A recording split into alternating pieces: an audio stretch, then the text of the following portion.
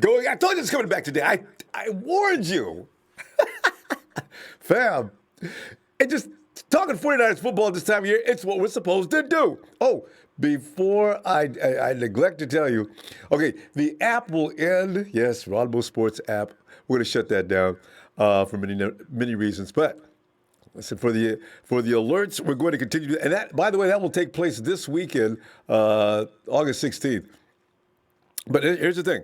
We will continue to alert you on social media, though. Oh, and still, Twitter, Instagram, of which I'm always punishing and slaying haters and rival fans. You need to come over and join me anyway. So Twitter, Instagram, Facebook, we'll still be there in force. All right? So there you go. Fam, hey, today's headline, 49ers plan to sign Tavon Austin and J.J. Nelson to contracts. I know, right? In an unexpected move, the Niners brought speedsters Tavon Austin and J.J. Nelson in for a look. That was last week. I saw that and I said, okay, how come? And then, like everybody else, I was thinking to myself, I mean, return guy, maybe. But these guys, both players set the combine on fire with their 4.3 speed prior to their rookie seasons, but haven't really had a big impact on the NFL. But however, fam, these guys, they've not played under Kyle Shanahan, which could change things for either or both of them. Oh, this is going to get real complicated between now and September 13th, opening day. Remember Taylor Gabriel was cut by the Browns before Shanahan football made him famous? For at least for a while, Marquise Goodwin was considered just a track star playing football until Coach nearly turned him into one of the most dangerous deep threats in the league, right? Tonight, the question is, are the speedy vets in Santa Clara to relieve the predicted temporary absence of Deebo and Richie, or does the reasoning go beyond just that? We've already had this discussion here and there, but nobody's taking it really seriously. And if you're like me, you've been wondering, what Kyle is doing with these guys in camp? Is it just for Deebo and Richie being out, maybe return guys, something like that? I'm starting to think maybe not. It may be more than that. You don't sign a guy for special teams. Not in this way. You go ahead and let your draft picks and things like that do that, or you let Dante do it. You don't do this. Normally, I'm just thinking, right? But more details. Both players will still need to pass physicals. At this hour, the Niners have just 8 available receivers with their first official practice of training camp set for tomorrow morning. Oh, yes! Deebo, broken foot. Richie, broken wrist. Are sidelined, and Travis Benjamin, as you know, opted out of the season last week. Both Austin and Nelson possess speed. Austin ran the 40 in 4.34 at the 2013 Combine, which is probably not that fast now, right, since it's 2013, which was the second fastest at the event that year. However, he was a number 8 overall pick. First round. He's never really measured up to that kind of a draft status, though. His resume does read like this. The Rams traded him to Dallas in 2018 for a 6th-round pick, and he had just 21 catches for 317 yards and 3 touchdowns in 2 seasons with the boys. In Austin, who career highs in catches 58 and yards 509 in 2016, has 250 catches for 2,006 yards in his 7-year career. Now, those achievements over that much time will just cause a yawn, right? I mean, I'm not impressed. I'm sure you're not either. But this is about Austin. With Shanahan, this will make you wonder if you know what Shanahan is thinking. He leads the NFL wideouts in rushing attempts at 196 rushing yards, 1,340, and touchdowns. He's got 10. Since 2013, while averaging 6.8 yards a carry, he also has returned 185 points for 7.9 yards. I believe that's better than anybody we have on the roster right now. That was per return, of course, in 25 kickoffs, 18 in his career.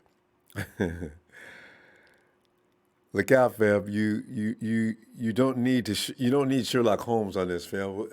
You, you don't have to be that sharp to see what coach has in mind with that latter part of that info. Austin is not going to get cut, and I don't think Deebo's going to come back. His job is safe. Richie, I'm kind of wondering, I don't think so. There are others now threatened on this roster. Austin's going to make it, or Nelson. Nelson had the fastest 40-yard dash time just recently, as you know, 4.28. 25-15 combine, but he's had just 11 receptions for 100 yards in 16 games over the past 2 seasons with the Cards and Raiders. And Nelson didn't play in the NFL after he was released by the Raiders in October. Fam, also he averaged 17.4 yards on 85 career receptions. 5 of his 11 career touchdowns have come on catches of 40-plus yards. Fam, you know what? These guys are the guys that Kyle Shanahan, it's like you go to the wrecking yard or something like that because you need one special part from a vintage vehicle that you know is going to make what you're building in the garage just take off like a house. But I mean, take off like a bullet, right? But it ain't worth a damn, so somebody put it in the junkyard. I got a feeling you can apply that analogy to this. Kyle's going to take one of them speedsters, if not both. That's the thing. Because we got plenty of yak dudes. But we don't have anybody that's just going to blast the top off of a defense and scare DCs into thinking we got to play anything but man coverage, stay in your zone. This is what Shanahan's offense does require a guy that scares the bejesus out of the defense and the secondary standing there thinking they can play up close to the line. That's just the way he thinks. Because Shanahan could turn Nelson into the league's most dangerous deep threat in the league just the way he does things. The question here tonight, fam, is which one of these vets make it? That's A. B, will both vets make it? And C, will they both fail to make it and be back out looking for a job in just a couple of weeks? I think one of them's going to make it myself. I'm kind of sure it's Austin for some reason. Because Nelson is somebody that Ayuk is probably going to be able to take that job shortly. I would bet it's Austin. I don't think it's both. Hey, all right. Hey, Guerrero! Ba, ba, ba, ba, ba, ba, ba, ba. Hey, hola, Ronbo! Hey, you la, ooh la la. Let's get ready to rumble! Niners straight to the Super Bowl and win it all. Guerrero, thanks for that contribution too, fam. I agree. I do, man. The 49ers are so hell-bent on getting back. They're such a men on the mission right now. Chris Smith says maybe the 49ers are trying to find a good punt returner, or are the guys camp bodies because of injuries to Deebo, etc.? Don't think so, Chris. I think because, last year we had Emmanuel Sanders, a veteran. I think they like a veteran presence, but one that has blinding speed. I think he's going to carry even bigger appeal. Pete Gorman says, hey, this team's going to be unstoppable if we stay healthy. Oh, amen to that. Kirk, the comedian. Thanks for having a channel of peace and happiness in these crazy times, brother. And it truly means a lot. Thanks, Chris. And ooh la la. Tony S says, what's up? And Niner fam, Nelson 429, Austin 434, 40 times. That says it all right there. Mills McEnroe. It's going to be fun to see the plethora of different lineups and formations on offense. I know. This is the thing. He's got a banquet of things he can just do now. Anthony Baker, it's Niners Town in Memphis, baby. Anthony, what's up? Mr. Black Eyes 22, after seeing this, it's a sign that the wide receiver depth chart will be interesting. No one is safe at the position, especially when it's no preseason games. Guy wants to make sure he's covered. Yeah, but he can. What the thing is, he only carries so many guys into the regular season, which I'm wondering, what are you going to do, Kyle? And why are you bringing all these speedy guys? Because I know you like speed, but you're not going to keep both, right? I just can't see keeping both. You're going to, yeah. Hey, Krusty,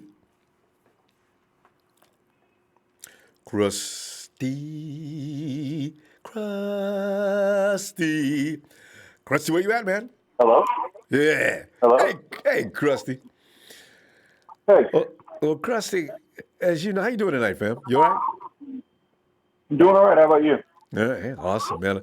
I'm loving because I love speed, you know. And when I see Austin, I wasn't really all that impressed with uh, until I thought about. I didn't know about his rushing ability. The clips I've seen him, I says, no, oh, this is Kyle's guy. And then J.J. Nelson, he's never been used by a coach that had good sense. Except he was with Bruce Arians, which is interesting. So I Yeah. don't know why it didn't work there. But anyway, not Bruce Arians, but is it? Yeah, it is Arians, right? Yeah. It was But Arians, yeah. yeah, but anyway, Chris, I still hear a feedback in the speaker there. Have you got a volume up or something? No, I just walked outside. There's a guy back in a big truck. Okay. I can't remember my voice. Okay. Anyway, Chris, your feelings on this now. As I mentioned, which one of these backs make it? Do both make it, or one of them gets cut? Do they keep one? Or are they both out of here in a couple of weeks? It was just something for camp bodies. Camp bodies is far-fetched to me, but what are you thinking? It comes back down to the thing that when we were talking about Austin before. Who are we going to cut for one of these guys? We got 10 people, 10 wide receivers now. We're going to keep 6 or 7. You got Jalen Hurd, you got Brandon Ayuk, you got Deebo, you got Trent Taylor, you got Kendrick Bourne, got Jawan Jennings. There's 6 right there. Yep. Which one of those guys are you gonna cut for Tavon Austin, who isn't even a good deep threat? He's a gadget player. It's true. And then you got J.J. Nelson, who's just a speedster that could take the top off a defense, but is he going to catch the ball, and is he really going to be that big of a threat? Yeah. Brandon Ayuk is already a deep threat. He's fast. He can take it out of the backfield. He can do that. He can take the top off a defense too. True. So it's kind of a question, who are we going to replace? I didn't even mention Dante Pettis either, I'm glad you didn't, because I think he's Kyle the one person. Yeah. It's tough. Right. But the thing about it is, Dante's rookie season, he's got more receiving yards than in his rookie season. He's got more yards than Tavon Austin ever got in a season. I know. And I don't know how much J.J. Nelson's ever gotten. I've never really paid attention to that guy. I just know he was like, because he hasn't done fire much, or whatever they freaking called Don Brown and him. I don't see any yards listed for him. Not a career. Yeah, it's pretty funny. He's got big averages, 17.4 yards and that type of thing. But usually his catches are made in distance, and so that's going to account for that. Right. So, yeah. If we want a deep threat, J.J. Nelson's the person. If we want a gadget player, Tavon Austin's the person. But he's mediocre in all of his averages of receiving, rushing, and return yards. I guess his return yards are pretty good if we want to use him as a return man. But other than that, I don't see the use. Maybe Kyle can find a use for him, but I don't see them making out of camp. They're no lock. Yeah. They're no lock. I can't see any of them being a lock. Either one of them. No. The thing is, one thing I do see that might appeal to Kyle is that ability for Tavon to rush. You give him the ball, and he's a better running back than he is a wide receiver, it seems. Yeah, but we got that with Deebo, Ayuk, Jalen Hurd. Yeah. Jerick McKinnon, Tevin Coleman. We already got 5 people that can do the exact same thing. Yeah, the thing is, I just realized something. Actually, when you have Jerick McKinnon, you don't really need Tavon for that quick guy. I don't know. It's just hard to figure this one out. That's a waste of time. And roster, I just think if anybody, maybe J.J. Nelson makes the team, because he's more of a deep threat than Tavon Austin is. Yeah. And like I said, because he's a known deep threat, though. Yeah. Tavon Austin's a gadget player. I don't think we need him. We have tons of gadget players already. And like I said, both of those guys are really small. How are they going to block? You just keep hearing. If you play wide receiver on our team, you have to block. Good point. So how are you supposed to? So these guys are strictly for strictly return guys, I guess. And I don't remember seeing Nelson as a return guy. Have you ever seen him return?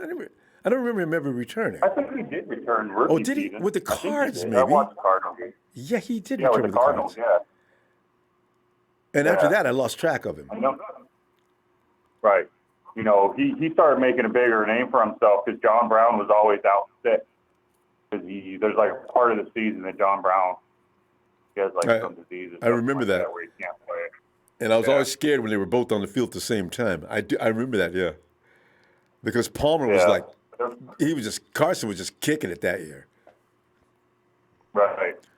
They still lost. They still didn't make the playoffs. Yeah, I know. And that one year they got in the playoffs, they got taken out immediately. But yeah, it's a hard call to make. So you know what? But are either of these guys, are they going to make it? Do you think? Because you just counted out the players we got. And Juwan Jennings he keeps ending up being the man. And you didn't even mention Dante. This is really a tough call. What is Shanahan doing? What is he gonna do?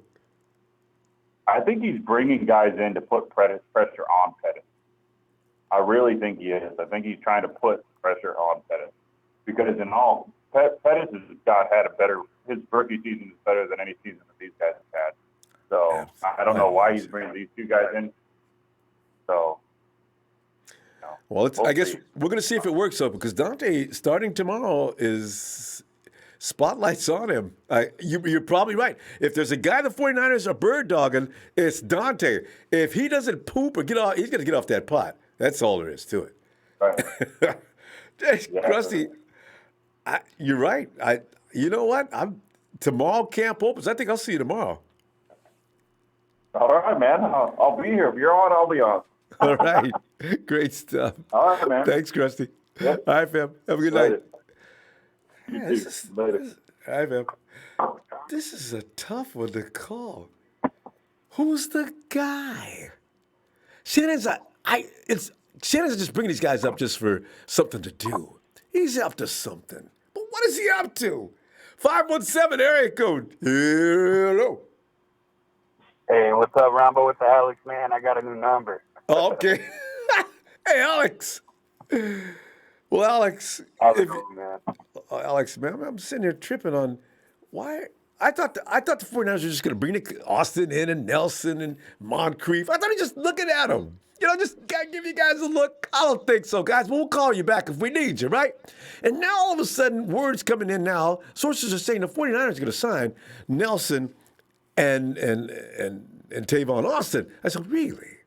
Why? We got 20,000 running backs. I mean, wide receivers. But then you got to look at their speed, and then that's that one factor that you think, no, wait a minute, that must mean something. They both are lightning fast. Is that what Kyle Shanahan's thinking about here? But what do you think, Alex?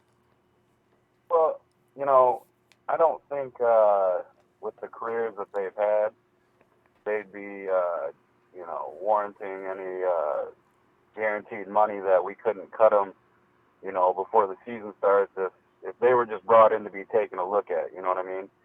Give some competition, to our guys that we have on the outside for speed, make them understand that, they're not so locked, as far as locked in a position, other than Brandon Ayuk, but, he's kind of been drafted in that position. But the other guys that have been brought in for some playmaking abilities and speed on the outside, they're basically being put on notice right now. Some people might not say, anybody can look at these two guys' stats and say, hey, there's nothing on there that I would want for the long term. But you kind of brought it up earlier where, when we brought in Marquise Goodwin, his stats were he had one good play against broken down Darrelle Revis. Mm-hmm. So, we don't – we can never doubt what Kyle Shanahan wants to do as far as bringing weapons in on the offense. You know what I mean? If they're a 3-week rental until Deebo gets back out there, if they are a long-term, piece where Kyle just wants to have them just in case, we want to run this type of game plan with this type of physical ability, because we don't necessarily have somebody that can run J.J. Nelson speed down the sideline screaming, with his hair on fire. Yeah. And Tavon Austin is intriguing, he might not have any, years where he gets 500 yards receiving, but he has a year where he gets 400 yards receiving, a couple 100 yards running, and then some return yardage too. So, there is definitely stuff within the numbers that say, hey, I can see why Kyle wants him.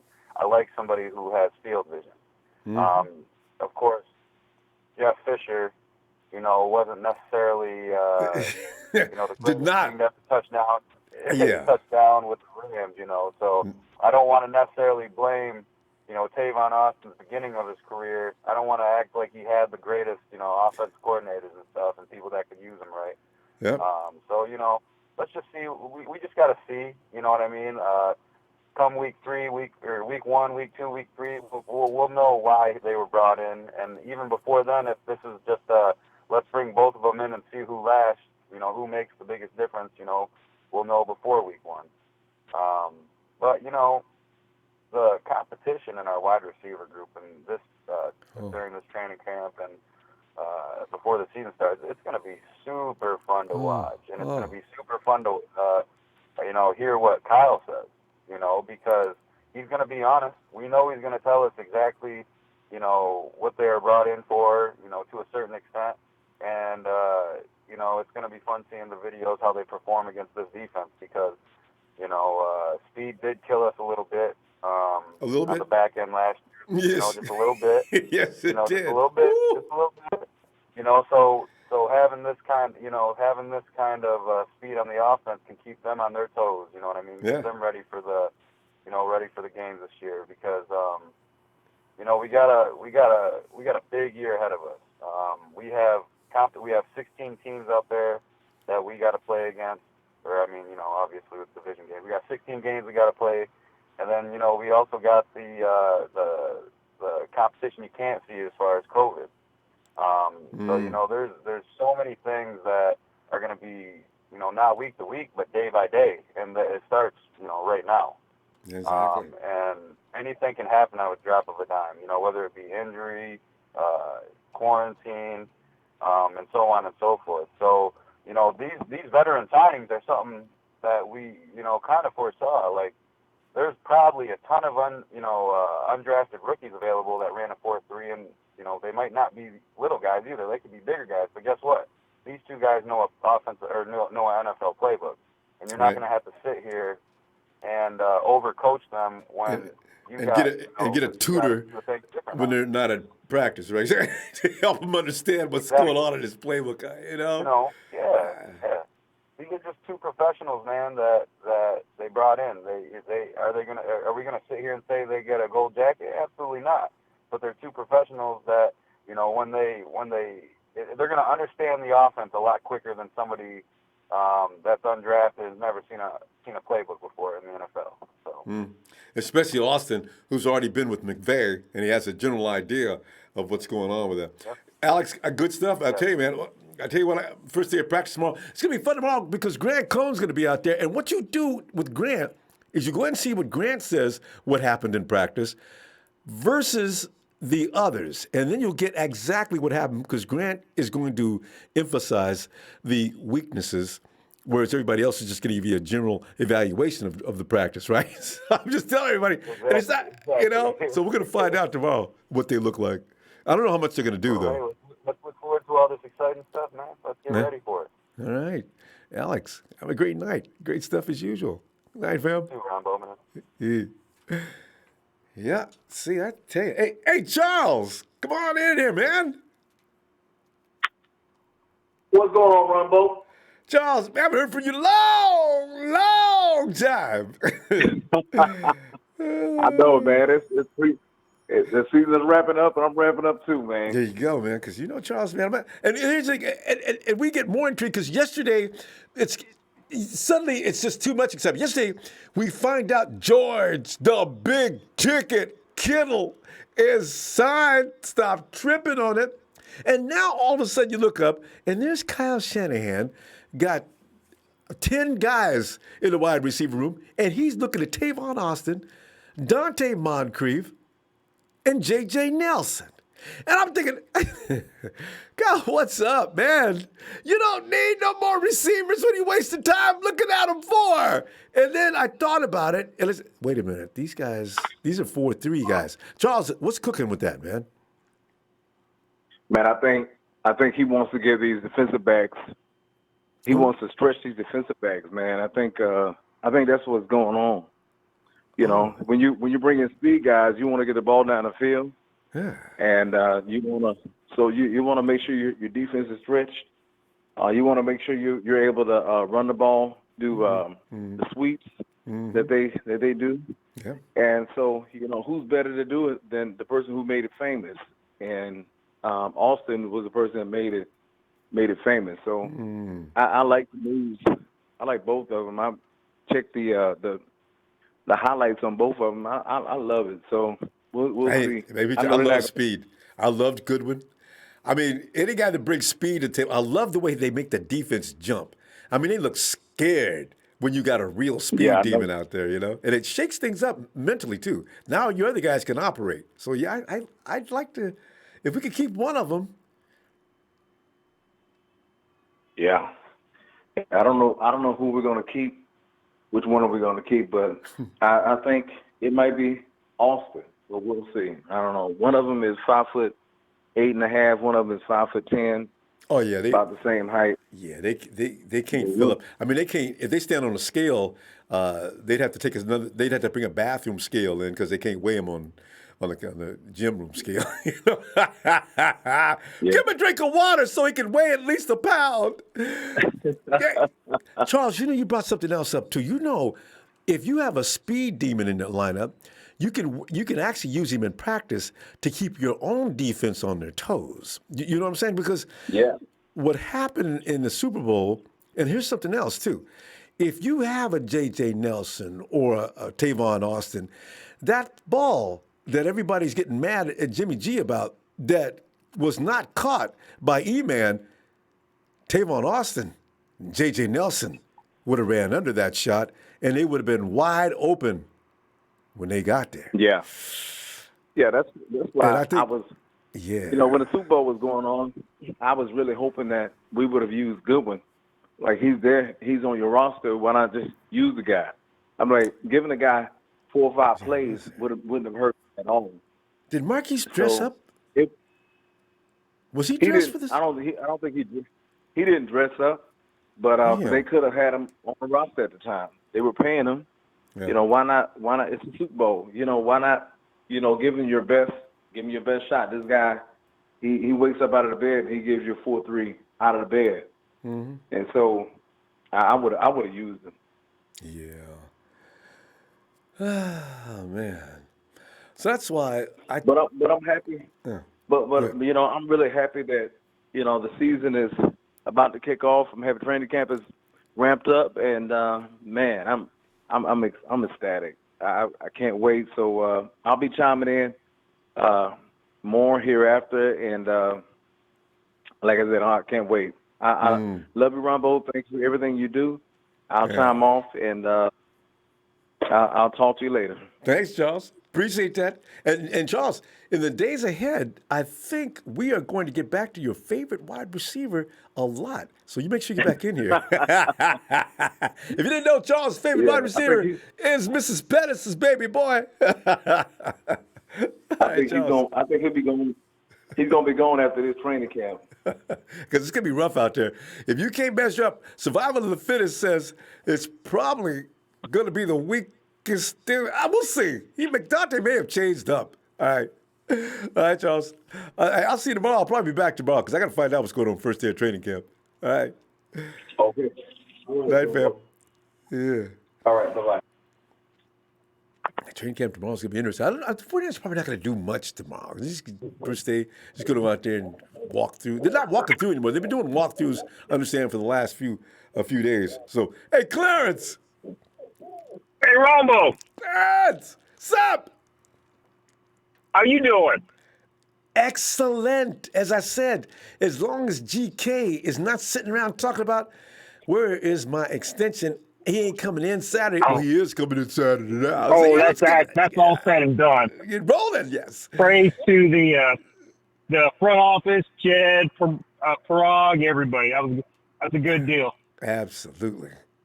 And now you look at the situation where, and I've been concerned about the speed element because I knew Ayuk is a rookie and he needs a little seasoning, he needs a little time, he needs a little bit of space to segue into the NFL. True. Yeah, Clarence, you got a speaker going on back there. I'm getting a feedback. Anyway, yeah, I said this is going to have to be something that's going to have to be addressed, and looks like maybe it is. But what are you thinking?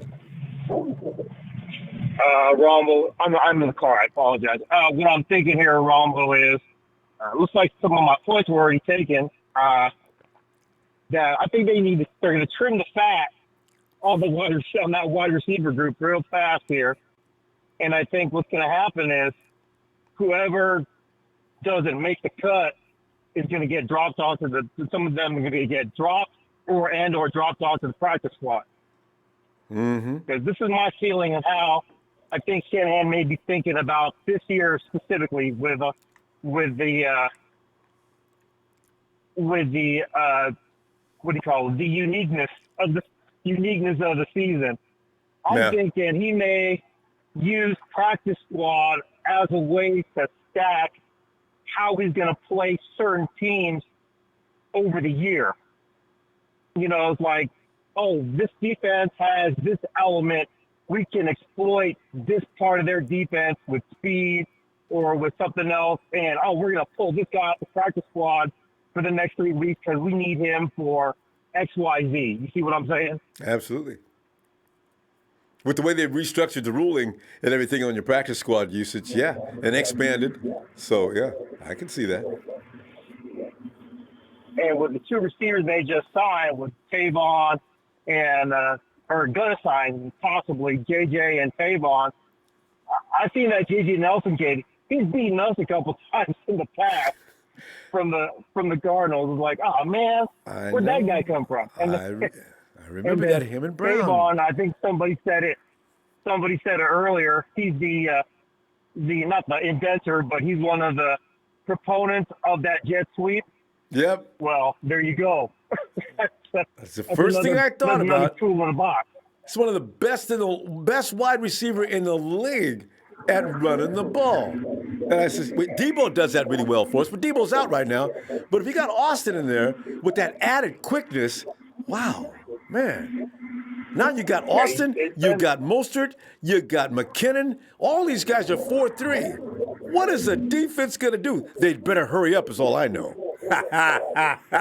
Hurry, exactly. Defense, hurry. Well, yeah, that's my feelings on that. I think, like I said, I think the very beginning of the season when Kyle got everybody together in the room, I think he's probably told everybody, all right, I know whatever, last year's last year, and that's all said and done. He's probably telling everybody, this is it. Not everybody's going to be on this roster next year with everything going on. This is our time right now. We need to get this goal right now. So buckle your straps and let's go. Because not with all the free agents coming up next year, this is it. They got to get it right. They got to get it this year. Mm-hmm. And their mindset was already like that before Shanahan even said anything. Because Clarence, when you leave a Super Bowl in that fashion, knowing that you had it made, they didn't beat you up for 4 quarters. No, they stole it from you in the last few minutes. That's your fault. Not that they're that good. It's your fault. Oh, yeah. But, hey, I appreciate the platform as always, sir. Thanks, you say you're coming back tomorrow? Yeah, because you know what? I'm sitting there thinking, man, the camp opens tomorrow. There's going to be some developments that are probably going to be worth hooping and hollering about. So, yeah, I'm thinking of coming back tomorrow. Yeah. Okay. So look for I you might then. be on. All but right. I'll definitely be listening. Great. Good night, Ronbo. God bless you. Have a good one. Thanks, Clarence. Back at you, fam. Night. Oh, here he is. And this is perfect timing, too, to bring on Phil. Phil, come on in, Phil. Hey, Ronbo. Well, Phil, I'd love to hear your take on this situation. What are you thinking? The previous caller, I think, stole what my idea was. Is that I think this is. Dante Pettis starts short arming punts. What are you going to do, right? It's those alligator arms. I know. So exactly. So if he's starting to get the yups back there for punt returns, you got Trent Taylor, but I don't think they want to use him. And I hope in they that don't. Position with his foot. Yeah. And then you've got to bring somebody up, and I don't think Richie James is the guy. And he's not. I just don't. When he was like kickoff returns, he was getting to the 20-yard line and then getting stopped. He never made a big return, right? I know. So once against the Hawks, year before last. You want to have a guy that can take it to the house once in a while, right? So, or at least get downfield a little bit. Yeah. Yes. And Richie didn't do that last year. Nope. The year before he had one return against the Hawks, but other than that, he didn't do that great of a job. I think Richie, plus he doesn't play receiver at all. I don't even think he knows the playbook. So. Everybody keeps accusing him of that, and I'm starting to believe it. At first, when I heard that, he's been there too long, but still, maybe he doesn't execute properly or as sharp as Kyle Shanahan would appreciate. That's why he doesn't get any playing time. Because if you're good, Kyle's not going to keep you on the bench. Dante can run the tree, but he just is. He has no dog. That's his problem. Yeah. Over the middle, he backs off. Mm-hmm. And I think, Austin, he might be kept on the practice squad for a punt returner in case, Dante doesn't produce. Phil, you speak as if, though, you're pretty sure Dante, his first assignment is going to be to prove that he can be on this team by taking care of special team duties. Are you thinking that? Yeah, I think so. And with Samuel out, he may get some playing time at wide receiver. But I think once Samuel gets in there, then you got Kendrick and Samuel, and then Ayuk to work in slowly. It's going to take him about a half a season, like it did Deebo, to work in. Taylor's going to be a third down specialist. Mm-hmm. Hurt's going to be a special play guy, where you've got this big body that they can do special things with. Mm-hmm. Because Jordan Reed and Kittle, when you have two tight ends like that, your wide receivers are now going to take kind of a back seat. Your premier receivers out there are Kittle and I see us keeping four tight ends: Willie, Warmer, Reed, and Kittle, because Reed can't play special teams with his head injury. No, God, please. And they don't want to put Kittle on special teams. Oh no, you wouldn't do so that. You got to have Willie and Warner out there. Those guys can play, blocking on kicks and punts, and they can also play special teams. They can play the special teams. So, I just see us keeping 6 wide receivers. I think we're going to keep Jennings on the practice squad and work him in slowly. I think you're over right. time. Yep. And because rookies just at wide receiver, don't. They take a while. They take a while. They take a while. Yeah. Just like corners take a while. Those two positions, you got to work them in. So, I don't see it. I think Pettis is the guy, all things equal, because of his contract. Dante. But I think the other 5 spots are almost guaranteed. You got Bourne, Ayuk, Samuel, Taylor, and Hurd. Those guys are guaranteed spots. Mm-hmm. I think Pettis is the guy that's on the one-legged stool. Spotlight. Right?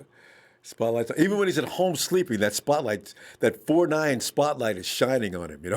Dante Pettis, we're watching you, man. You got to do it this year. That's just my thought of this whole thing. So I agree. It's going to be interesting, but with no preseason games, it's going to be hard for us to tell who's playing well and who's not.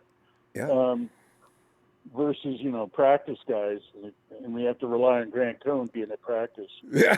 I know, but you need to read him, though. Because Grant is going to say he's either going to go too far in the negativity, but... No, I take the opposite. Like today, he said that, I think it was today or yesterday, that Solomon Thomas not going to have a breakout year, which means Sullivan Thomas is going to have a breakout year. So, Just whatever guys is. say go the other way, right? This is going to be interesting to see. Poor Solomon. Him and Dante, but the pressure is on them. They got to be sweating. Man, they're going to be sweating even in the winter months if they're here. Step up and prove why they were drafted where they were drafted. God. You know, those are two guys that can make Kyle and John look really good. Yeah. If they would just step up at this point, that means less failures. Phil, I knew you'd have the yes. All right, Ronbo. All right. I could buy that. I'll see you tomorrow. All right. See ya. Night, Bye. fam. Oh, good. Oh, area Emilio.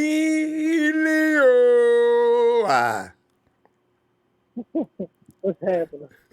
Emilio. Man, it's like, it looks like last year Robbie Gould got signed. Oh, God. Oh, yes. God, yes. And now this year, GK. Oh, God, yes. Oh. This is going to run out at some point because, next year they got 30 dudes they need to re-sign. We ain't going to be so happy this time next year. I just know it. Unless we just have a hell of a draft or something. Because it's scary. Every year, oh, man, no, he got to sign.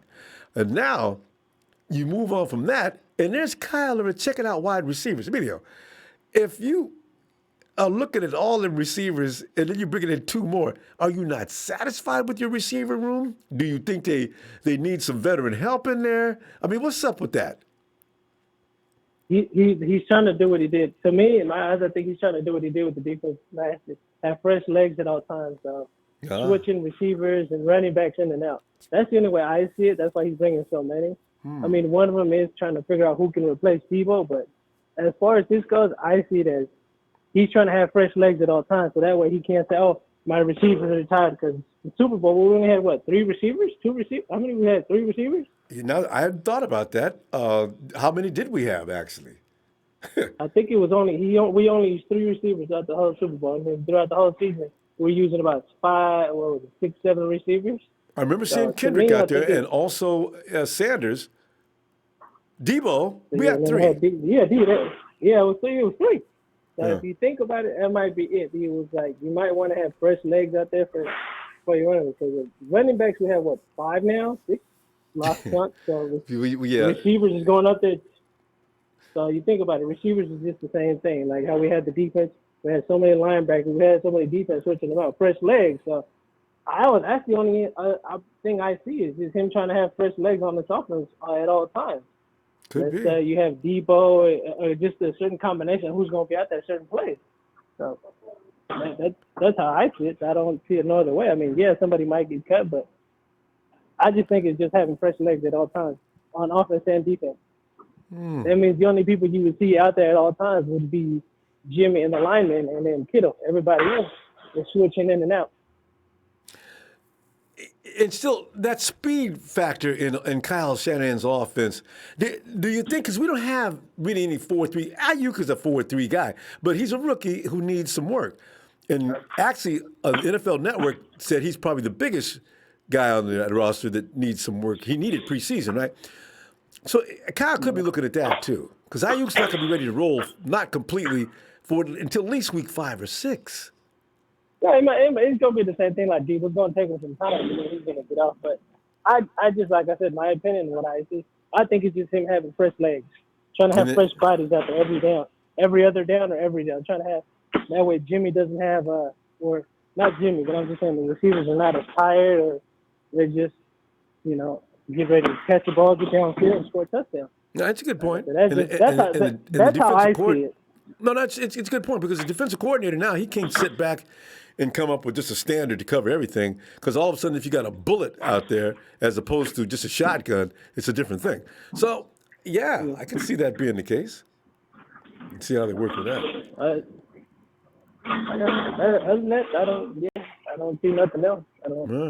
Like I said, we all have our own opinions and see what we might think somebody get cut this and that. But I think the easiest way and to simplify everything, I think is just have fresh bodies every day, fresh legs.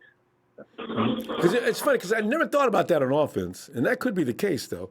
Well, yeah, and also different looks is always a good idea. So yeah, Because you gotta think about it. That's what we did on defense last year. Why would it not work on offense? I know, and that's why our defense started slowing down last year because we ran out of bodies. Near the end, we ran out of bodies. So. Yeah, and also it keeps from injury. So that's another thing. It insurance. Comes out on the injury part. So. Yeah. Because you ain't got to worry about anybody stealing anybody off your practice squad this year either, because nobody has had the opportunity to take a good look at what you have. Even the criminal Pete Carroll, he only picked up DJ Reed because he seen Reed last year. Now that you brought it, did you hear about that idiot that got cut? Oh, in the Hawks organization for bringing a girl into the hotel? Yeah, I heard about him. I said, what? I said, oh, what an idiot. I man. said, dude, you deserve to get cut. I said, ain't that? I understand, you love sex, but come on, dude. Is it really that necessary? But you going to be sneaking around? Yourself, but it's not just you. It's your teammates. Come on, dude. It's not that serious. And even though you're a rookie, you need to behave, stupid. I guess he must have just thought, it's going to be a slap on the wrist. No, buddy, you get cut. Nobody ever told him. He didn't know about cameras. He thought he was slick. I just thought it was funny. I said, no, he didn't dress in the Seahawks uniform. I said, What do you tell people years from now? You was in the NFL? Yeah, I was in there for a few minutes. What happened? No, but I got fired on my day off. Good stuff, fam. I like the theory. I'm gonna see. I'll be back tomorrow. I'm gonna see what's gonna happen during practice. All right. I'll try to come back. If not, I'll see you in a couple of days. Like I said, I'm paying more attention to football getting close. Now I'm actually watching the interviews now. Cool. Going on. All right, fam. All right. Night, Emilio. All right. And wait a minute. Smiley. Smiley, I'm not monitoring the board. What are you saying that my production is actually having to censor you? Smiley, let me explain something. I've not said this in a long time. Listen, if you're using anything derogatory, any racist comments, if I catch you attacking any female people on the chat, I will bounce you quicker than a heartbeat. Religion, politics, leave it out of here. Now, if you're doing any of those things, Smiley, hell yeah, you got censored. Just to let you know, I'm not watching it, but somebody else is. So either behave or be gone. I don't, because what I always see, you just bring an argument. People like to argue with you. But if you go by the rules, that's fine. I'm just saying. I don't know what you said or did, but yeah, I'm not censoring you. Not me. Hey, Dion! Ronbo, what's going on, brother?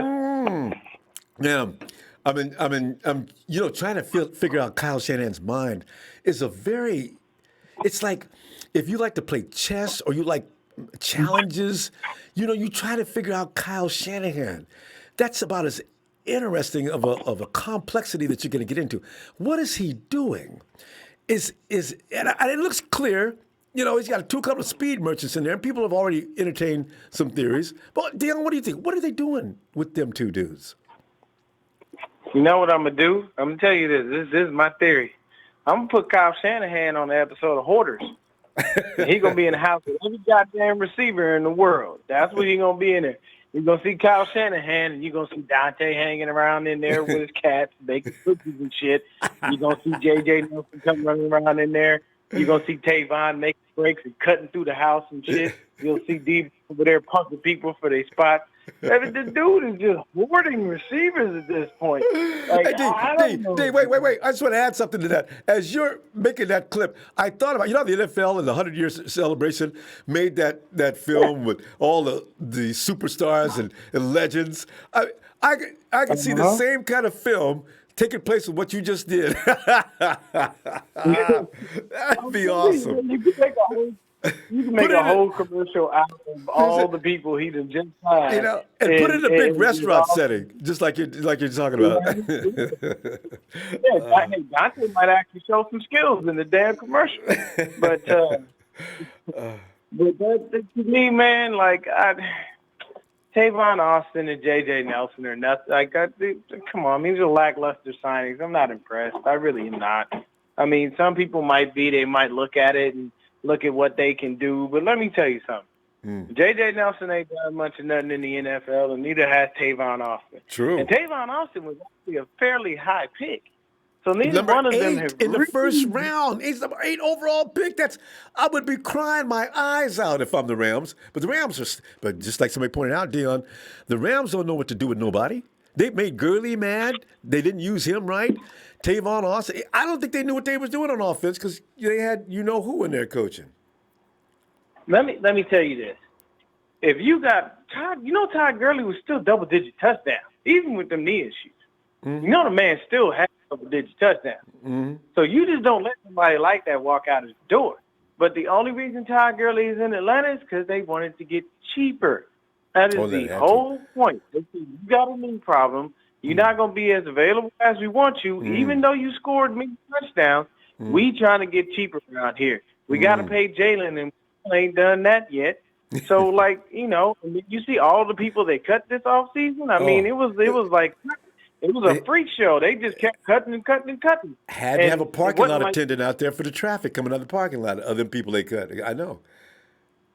Exactly, but I mean, like these signings, Tavon Austin has some return ability, okay, and J.J. Nelson, he's not too bad with his route running. He does all right, but I don't see a big, neither one of these guys are going to make some ridiculous impact without guys that we already have.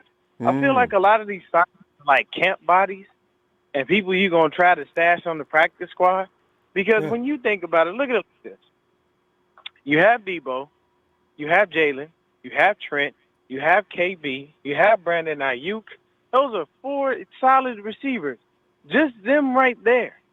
So you really think all these other guys are going to make the team? No, we don't have enough room for them. Kyle, you can't. I can tell you right now, John is probably looking at Kyle and going, we ain't going to sign all these damn receivers.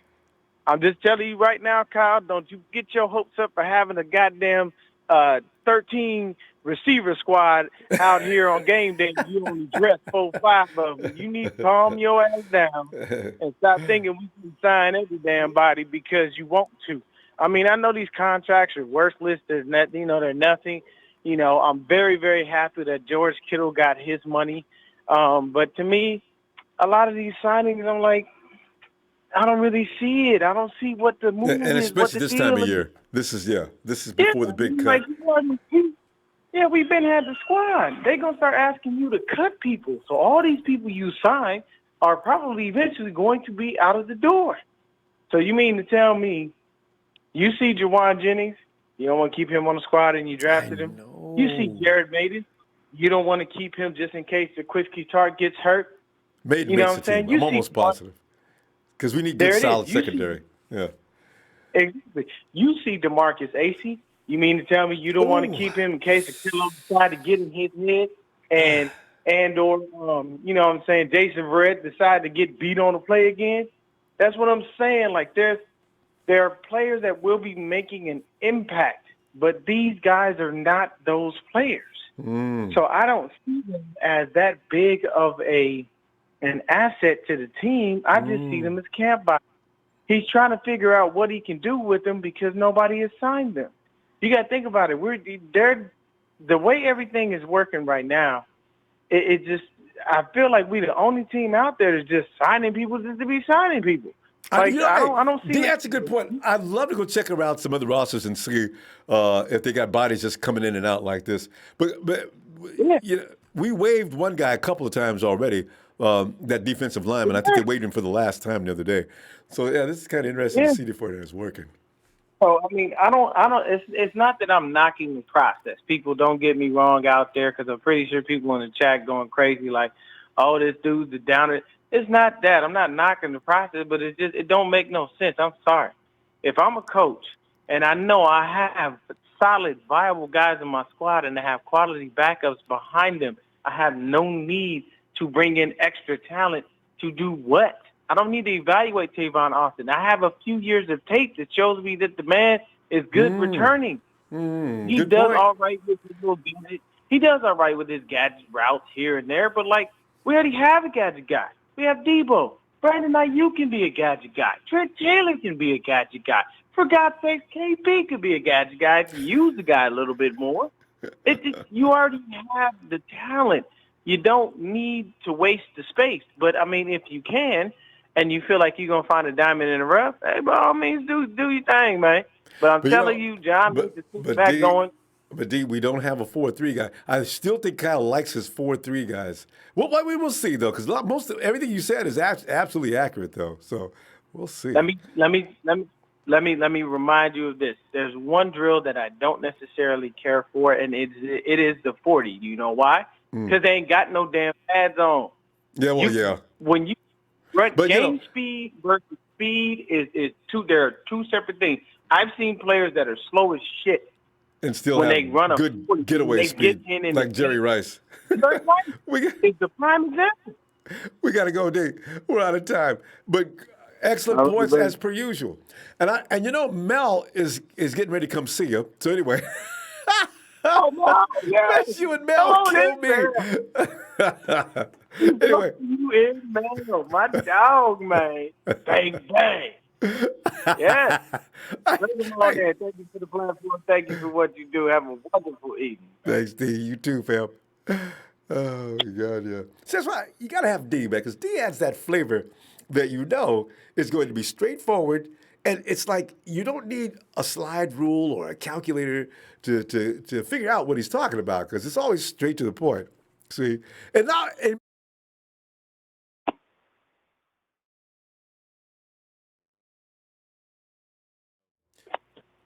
Okay. Anyway, Shane Lewis, thanks, Shay, says there's no doubt in my mind that Kyle might be taking a play out of the Chiefs book and getting speed. JJ and Austin make us one of the fastest teams in the league. No doubt Kyle is in the lab scaring Shay. Thanks for that contribution. See, that's what I'm thinking. Kyle, if them dudes were just everyday 4-4, 4-5 wide receivers, can't body, or just want to see if he has anything to offer. But when you bring 4-3 and 4-2 to the table like Jay Nelson, now see, that's something's going on in the Kyle Shanahan mind. Eric! Yo,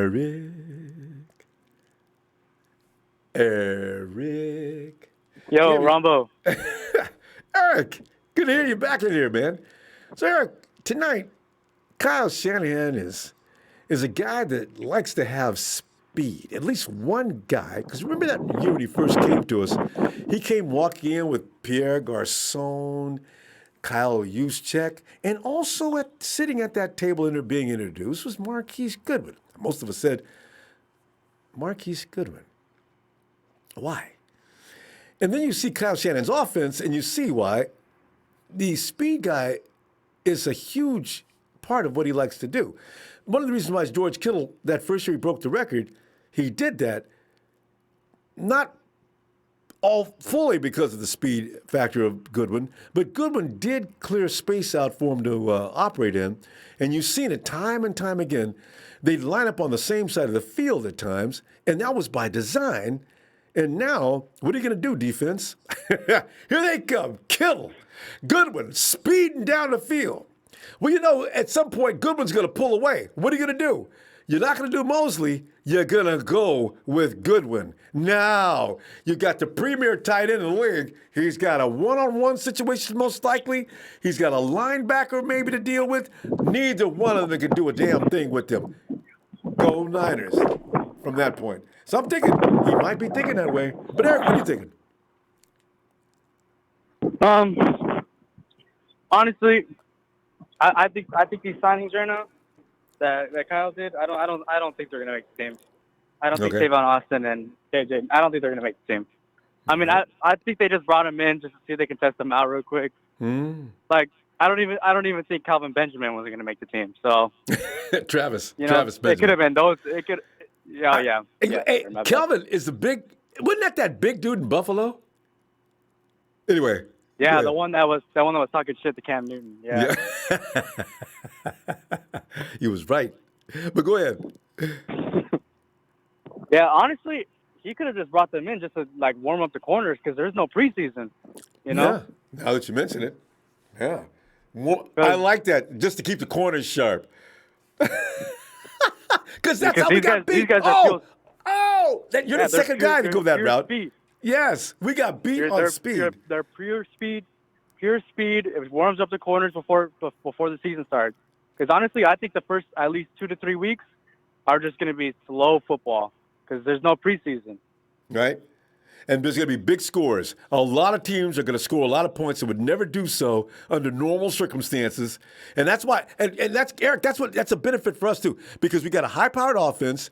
That means 49ers can be, first 3 weeks, 49ers can be in the 40s every week. Every week. No, there's no defense out there to stop the 49ers now. Yeah, man, we were the last team to play. We're the last team to play football. You know, we at least our guys have at least, you know, like some, you know, football feel in them. You know what I mean? They just come off the Super Bowl. They lost. Yeah. It's not like Arizona came off of anything. They were done. Yeah. You know, they didn't even make anything. Regular season? Oh, yeah, you've been off a long time. Yeah. Get out of here. Yeah. I'm still scared of the Cards, though. I don't know why. I'm just really, they worry me. I mean, Kyler Murray, he bothers me. But you heard about D Ford, right? D Ford's telling everybody, man, you guys don't know. My knee feels good, baby. Yeah, hey, I just gave you just got a little bit of D Ford last year. I'm ready to roll. I just want to stay on the field all season. So, you know, I can't wait to see this defensive attack. Oh. Yeah. I think Kyler's going to be pretty good. It's just he had 20 touchdowns last season. His season was a little overrated. Yeah. I don't think he should have won Offensive Rookie of the Year. I know, right? They could have gave that.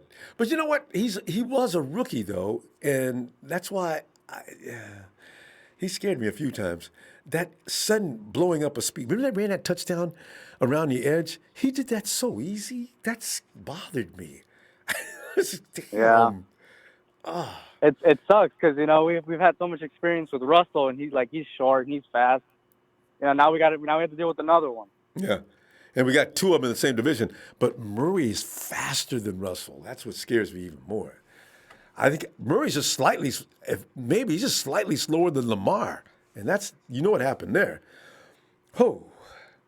Yeah. That's all right. We're getting used to that anyway. I think we'll have a plan for it this year. Yep. All right, Ronbo. I'll let you go. There you go, Eric. Eric's bringing them in, bringing those speedy guys in for training purposes for our defensive backs. I love it. Yeah, right.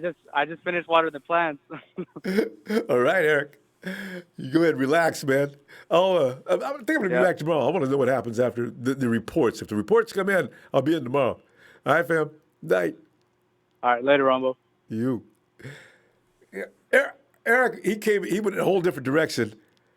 They're not being brought in especially to help bolster what Shanahan wants to do. They're being brought in to keep our defensive secondary on their toes. Don't you love it? I love it. Hey, Elliot. What's up, Ronbo? Hey, I mean, I'm sitting back here, man. I'm wondering what is Kyle doing, man, bringing these guys in. And now, I thought the other day they didn't say nothing about signing nobody. And now they're saying the 49ers plan on signing J.J. Nelson and Tavon Austin, if you want to know. I said, really? For what? The for what question continues. For what? Is he going to use them, or are you going to cut one of them dudes? What do you think? No. Let me bring some clarity to the situation. All right. Listen, first and foremost, Nelson and Tavon Austin are competing versus each other. They're not competing for roster positioning, meaning who gonna be the number 3, the number 4, the number 5th quarter wide receiver. They're not competing for that. They're competing against each other because we can't keep them both, and they're both the same type of player. So we're not trying to keep two of the same kind of player. Good point. But this is what you have to understand. Tavon Austin is a very good pickup for us because of the way we play. Can you imagine having Deebo coming around, they toss it to him, and he look like he going to do a reverse, and then he double scoop it to Tavon Austin coming around the other side on a double reverse. All right? That's money. That's a money play, bro. I like that a lot. You see what I'm saying? Like there's a lot of upside to having Tavon Austin. I heard the other guy say he thought he was a little bit overrated or whatnot. I actually don't. I seen him in the red for the Rams. One, he prematurely left the Rams because he wanted a bigger role. He wanted more. He thought he deserved more money. The Rams not wanting to pay people, let him walk. What he has learned the hard way is going to another team is not that easy. He went to a team where the offense does not cater to his specialties, which is running downfield and screens and quick plays, things that he can use his speed for. They're full of out routes, comeback routes, across the middles and stuff like that. You know, and a lot of their screens are running back play screens. It's not a wide receiver screen thing. So for him, that didn't work out for him. You understand?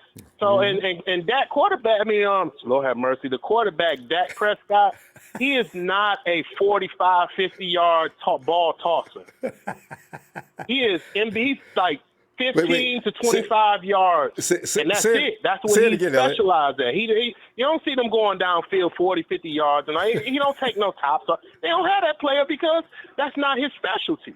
So for us, that works out. Those two are competing for the spot that Goodwin had. So if one of those two guys can come in and be effective and be that guy that we wanted Goodwin to be, which I think Austin will manage to be that guy. That is going to be great because that's really out of everything we got. That's really what Shanahan needs this because it is critical to what he wants to do. We can say put Ayuk, Jalen Hurd, or whoever the heck we want to, but I don't actually think that they're confident in those guys being those players. He got other plans for these guys, and it's not to go 40 and 50 yards downfield 4 and 5 times a game. That's not his plan for them. Excellent point. So they're not competing for spot to each other. You bring that point. It actually connects with Travis Benjamin's exit because I don't even think we'd be having these guys in camp right now if Travis Benjamin wouldn't have said, I ain't playing this year. Oh, that's why I'm glad you said that, too. I wanted to say this because I know I don't have too much time. Look, no, we're not going to have 10 receivers, but we have a 90-man roster. We got to fill that out. We have extra bodies to put on the practice squad and things of that nature. We got to fill these roster spots out. You have to fill these roster spots out.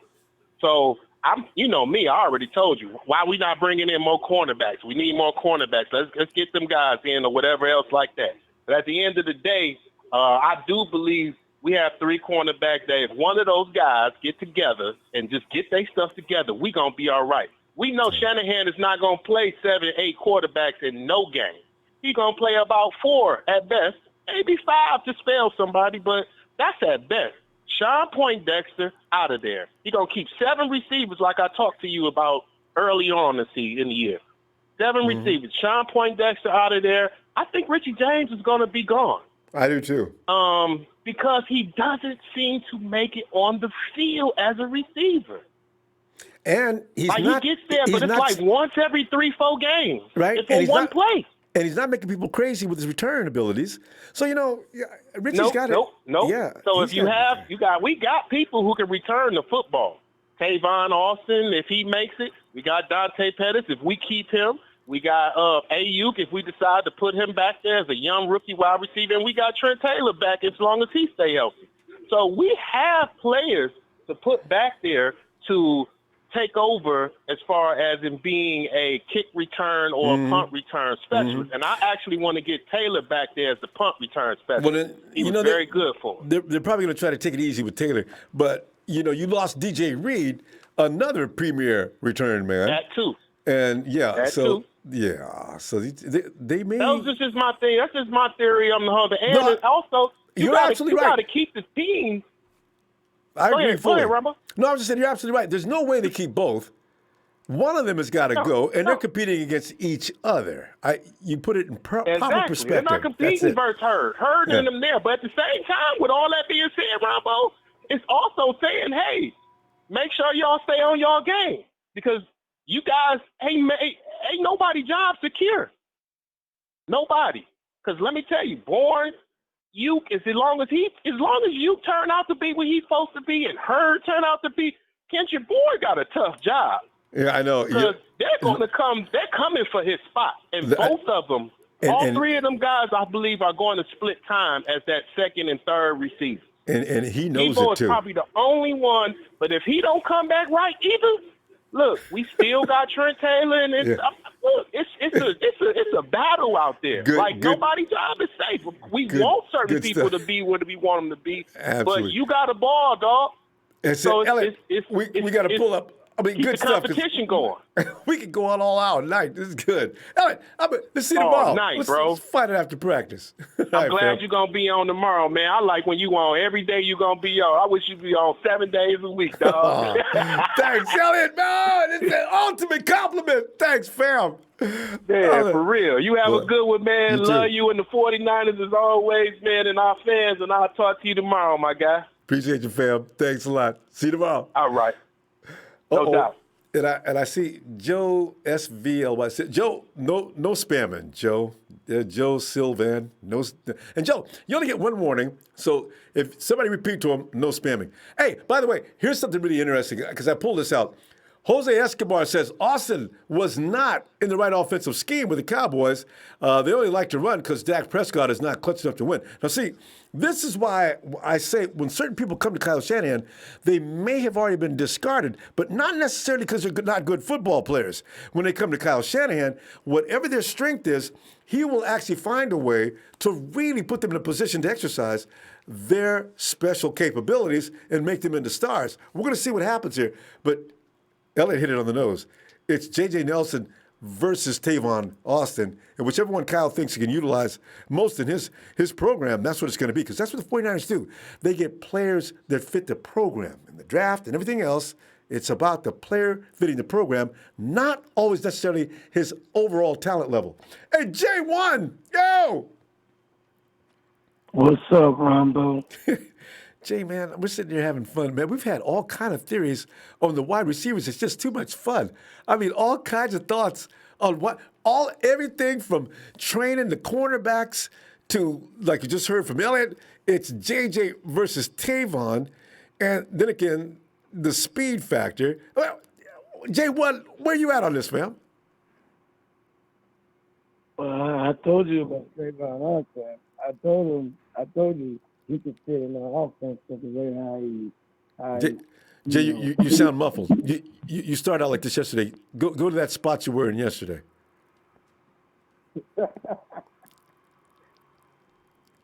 How's it now? No, it's still below water. It's funny when you hear sound. There it is. That's a little better. That's go ahead. Yeah. Like I told you, I think Trayvon will fit in our offensive scheme very well. You know, I don't know about J.J. Nelson, but you know, I think Trayvon he probably will make the team even if he's on special team. You know what I'm saying? I think like the other people were saying. I think Kyle's bringing these people in to let them know, hey, your job ain't safe. And I've been saying that when, you got to play that, because if you try to make everybody feel comfortable, man, then you're going to have people they're not going to try to ball out.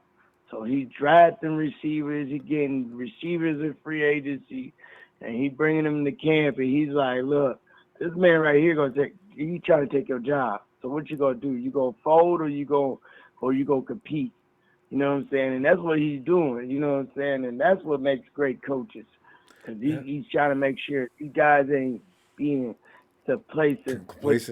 Being on the team. Don't be kicking back up in here, man. Yeah, you can kick back and get kicked out. This ain't no vacation. This is your job. This is your livelihood. And we bringing in men in here to try to take your job. And he's trying to put the best people on the field. You know what I'm saying? It don't matter. He's drafting for people position. If you're not playing properly, you're not coming out there, you ain't ready to go or be on this field and play football, he's gonna replace you. You know what I'm saying? But now, but Jay, you look at Tavon Austin's skill set and what he brings to the table, and this is like the NFL's top wide receiver who can run with the ball. The dude's got all kinds of yards, right? That's why I'm saying, Yeah, if I have to lean toward one or the other, because even if Tavon is not that good at blasting it downfield, he can get down there and get some of the clips I've seen on him. Tavon can wear a defense out running down the field, and they're trying to keep up with him. And if Jimmy G scampers out of that pocket, he can do damage with a guy like Tavon.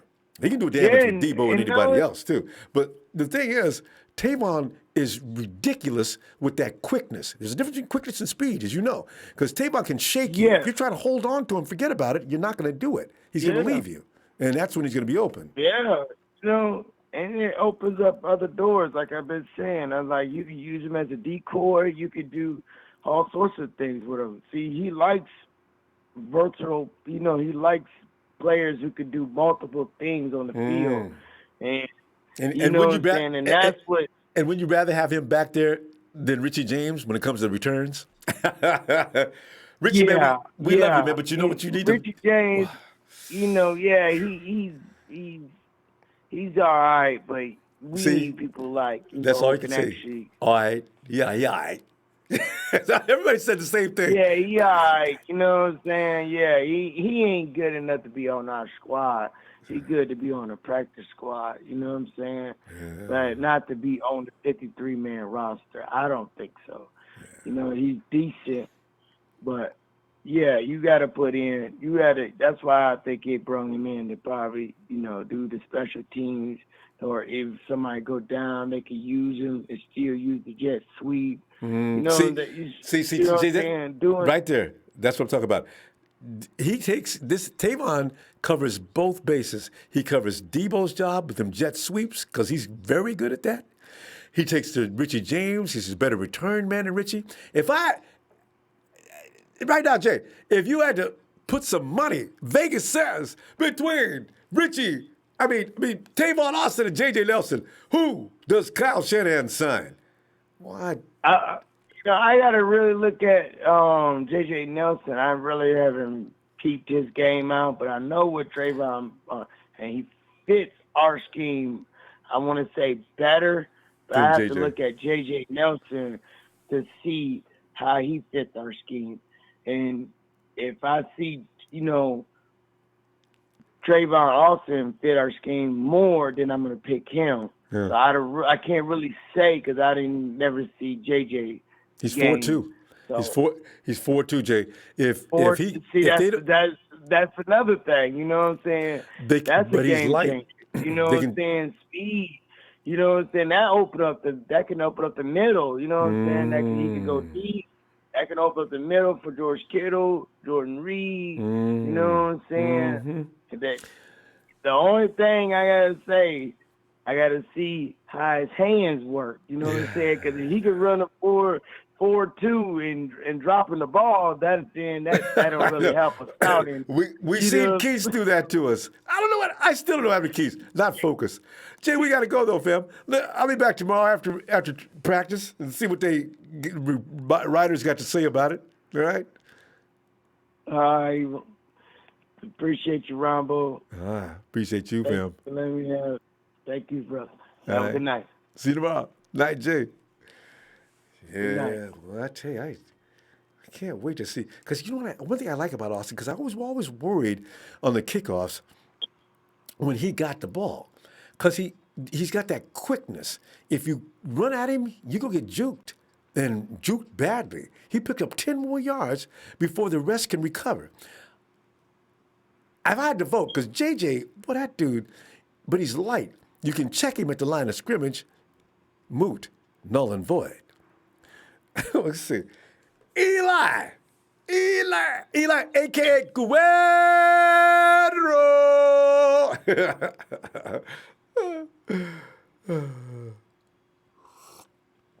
Ray Jr., thanks, Phil. I love when Ray Jr. give me that evaluation and grade. Where's Guerrero? Guerrero.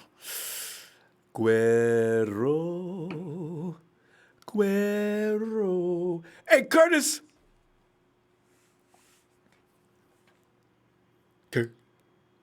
Curtis. Oh, I thought my phone was going What's out. up, Ronbo? Hey, Curtis, man. I'm sitting waiting. Yo. Well, I'm sitting here What tonight, up, man. Ronbo? Hey, we've been checking out the wide receiver situation because, Curtis, this is the funniest thing in the world. We got enough wide receivers to supply other teams, but yet Kyle Shanahan brings in 2 more guys, and then granted, they're a little different than anybody we have, but Kyle, why don't you work with what you got? What is this? What are you doing? So, you got any thinking on what's going on with JJ and Tavon? Why are they on this team or getting ready to get signed? I'm gonna tell you first off. Okay, we lost Goodwin and Travis? the other guy, Travis Benjamin. He opted out. Mm-hmm. Okay, Yep. you know all these guys got in common is speed. All these guys got in common is speed. Okay, speed. God said look for a speedster because they can open up everything underneath. I agree. Killer and Jordan Reed. Mm-hmm. He needs a speedster to take the top off of defense. Mm-hmm. Bring Clear the out. safety out the box. Clear Bring out. the safety out the box. Yeah. Because if that receiver get 2 or 3 catches, you got to bring that damn safety out the box. Mm-hmm. And Curtis, remember the Super Bowl? We didn't have. They was playing up close to the line of scrimmage. They weren't scared. They weren't intimidated. They stood right there. They were intimidated because we had no receiver. We had no receiver threat. We had a receiver threat. They were scared of. That ain't happening this year. Somebody's gonna come in and take care of that job. Yeah. Right, that's what I'm saying. That's why everything is in place. Mm-hmm. They got rid of 2 speedsters, the Goodwin and Benjamin.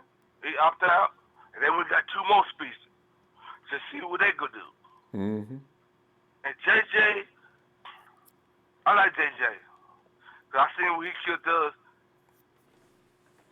4-2. Burnt us, man. He Breaks, burnt us, man. breaks 4 that boy can fly. He's too light though, Curtis. They could check him at the line of scrimmage, and he'll be laying there crying. That's the thing. If he gonna beat man to man, he can get off. Now he can beat zone, but man to man, Yeah. that thing it can open up everything underneath. And what is Jimmy G good at? Jimmy G he'll tear you. Jimmy G will like a surgeon across the 15 to 20 yards. Yeah. He would kill you. He would kill you. So that's why Shanahan doing that. Everybody talking he bring the receivers in. He found him a speedster. He found him a speedster to take the top out the defense. If you could take the top out the defense, and that opened up Kilder and Jordan Reed. Everything works. Everything would work out. Yeah. So that's what I'm saying. You can't be, don't be knocking people. But you like, trying. but Curtis, you like between the 2 of these guys, and just like it was pointed out just a little while ago, J.J. Nelson versus. I mean, the thing is, between the 2 of them, you only get to keep 1. And right now, from what you're saying, both of them bring something that's needed. Which one would you take? Because they got rid of Dominic Moncrief already. I'll go with the youngster, JJ. Yeah. Cause I see what he did to our defense. I see what he did to our defense. That was vicious, wasn't it? He was 15 minutes behind the closest 49er defender on several different occasions. Oh my God.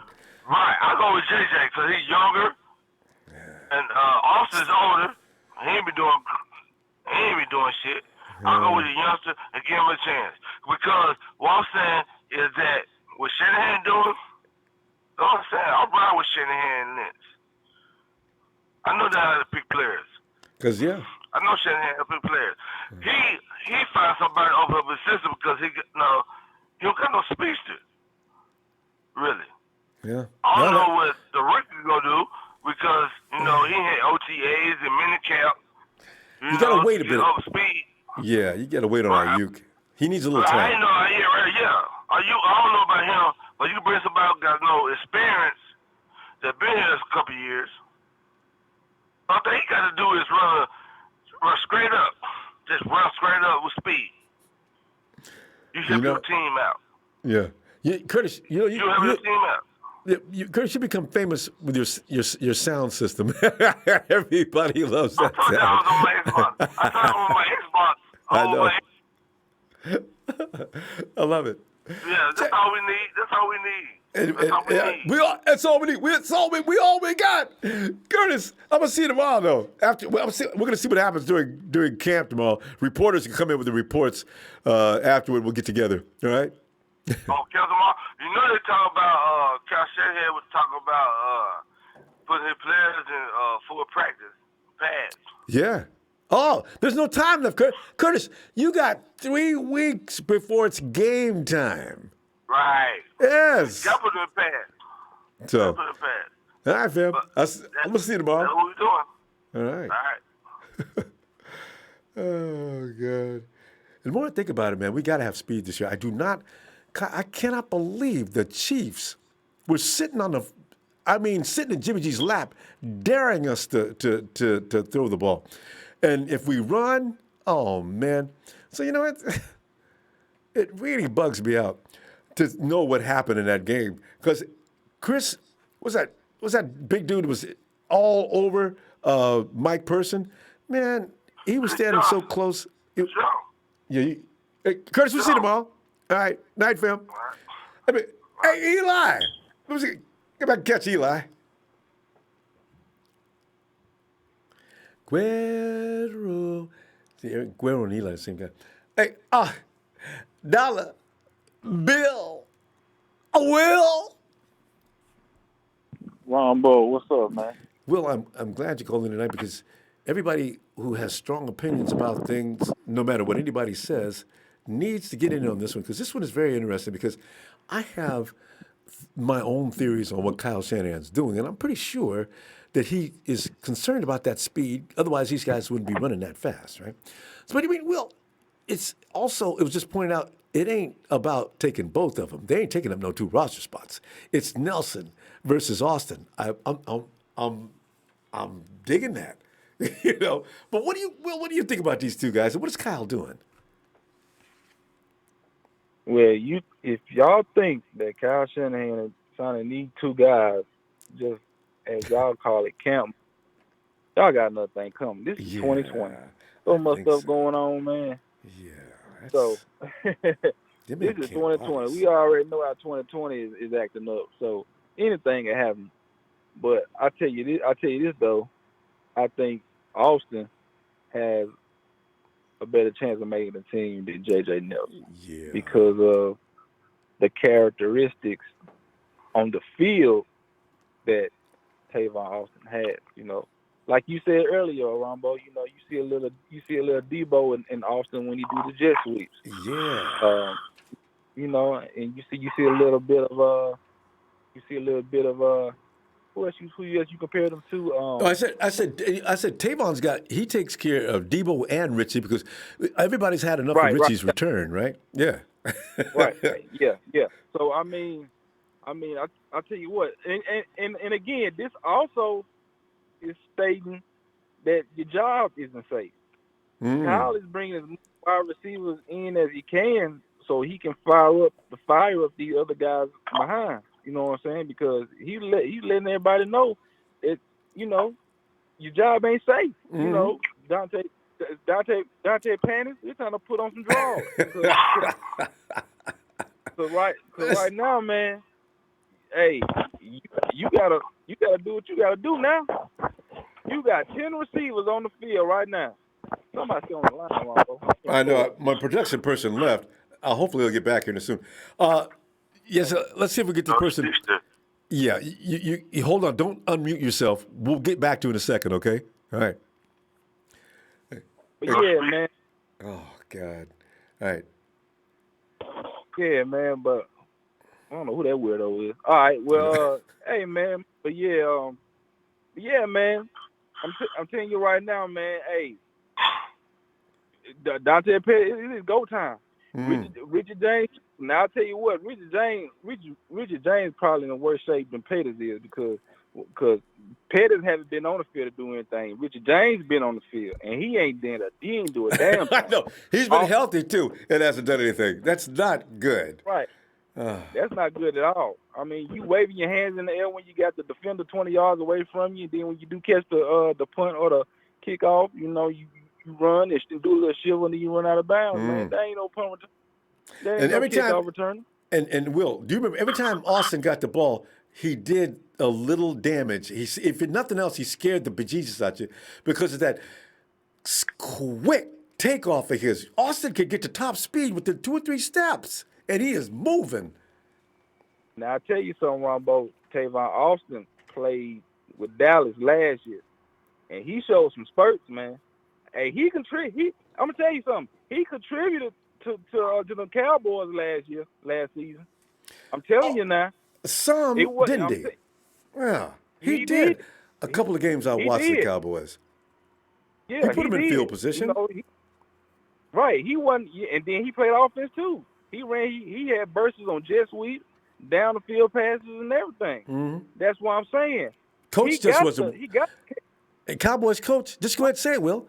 The Cowboys coach just didn't know what he was doing and didn't realize how to put that offense together. Kyle does. Right. Yeah. Right. That brings me to my next point. He got the characteristics that Kyle wants. So now that he's with Kyle can go ahead and let him be who he is. Mm-hmm. I mean, he's the smartest coach in the NFL when play calling. He can put him in a great position to be who he really is. Mm-hmm. And use you for your skills. I'm not asking you to do anything, but just because that's what it is. I want you to be Tavon Austin and scare these people to death. We're going to put you on a jet sweep, right? You can come around the other side versus go to Deebo, then it's going to go to Jarek, and then also you can come out of nowhere. They're going to give it to you. You're going to tear him up. Give him a triple reverse. Yeah. I'm going to tell you right now, me personally, I believe that Tavon Austin is getting a spot. I do and too. He's gonna play special teams, and he's gonna play offense. That's it. Y'all call me crazy. Y'all want to. Y'all call me crazy when I said we would. You'll pick up Javon Kinlaw. I did. Y'all thought I was crazy. Y'all thought I was crazy when I said that we gonna get our youth. Okay, all right now. I'm 2 for 2. Hey, wait a minute, Will. Whoa. Will, you knew Ayuk was in the mix? You say so? Did you mention Ayuk before the draft? Yeah, I mentioned Ayuk. I did. Really? I said Kinlaw and Ayuk. Wow. I knew you said Kinlaw. Hey, look, Ronbo, if you want proof, ask Sheik. He's in the Ronbo Sports Group with me. Ask Sheik. I told all them guys in there to watch out. I knew we were gonna get Kinlaw, but I told them to watch out for Brandon Ayuk out of Arizona State. I said, Kyle. I said he got the skills that Kyle wants, and we turned around and I was 2 for 2 that night. That's once in a lifetime thing that's gonna happen to me. I may not be able to do it next draft, but it happened this draft. Everybody thought it was gonna be a corner or a safety because they didn't know what they was gonna do with J-Dub. Right? It's pretty funny, Will. That's pretty good. Hey, Will gets a round of applause on that. I don't remember you saying anything about Ayuk, but like you said, you guys were discussing it otherwise. So yeah, all right. Good call. Man. So yeah, man. I believe Tavon Austin. J.J. Nelson ain't gonna make it, but I think Nelson's that blinding speed. I know why Kyle's looking at it, but he, Well, let me see tomorrow. Right after practice, as soon as we hear some reports from everybody's your favorite guy, Grant Cohn and Mike Mayako, and I ain't never heard of that clown. Who was Grant Cohn? I never heard of that clown. I see it wrong. All right, Ronbo, man. Shout out to you, man. Shout out to my TNT fan, man. My player partner, Dre, all them guys, man. Hey, Ronbo Sport Fan Club. Y'all know who y'all are. Hey, man, Super Bowl 55, Tampa Bay, Florida. It won't be the Tampa Bay Buccaneers. It'll be the San Francisco 49ers versus to be announced. If the Rams, if Rudy, Super Bowl, they came in third in the NFC West last year, and they will always and forever be broke. All right, Ronbo. Good night, Will.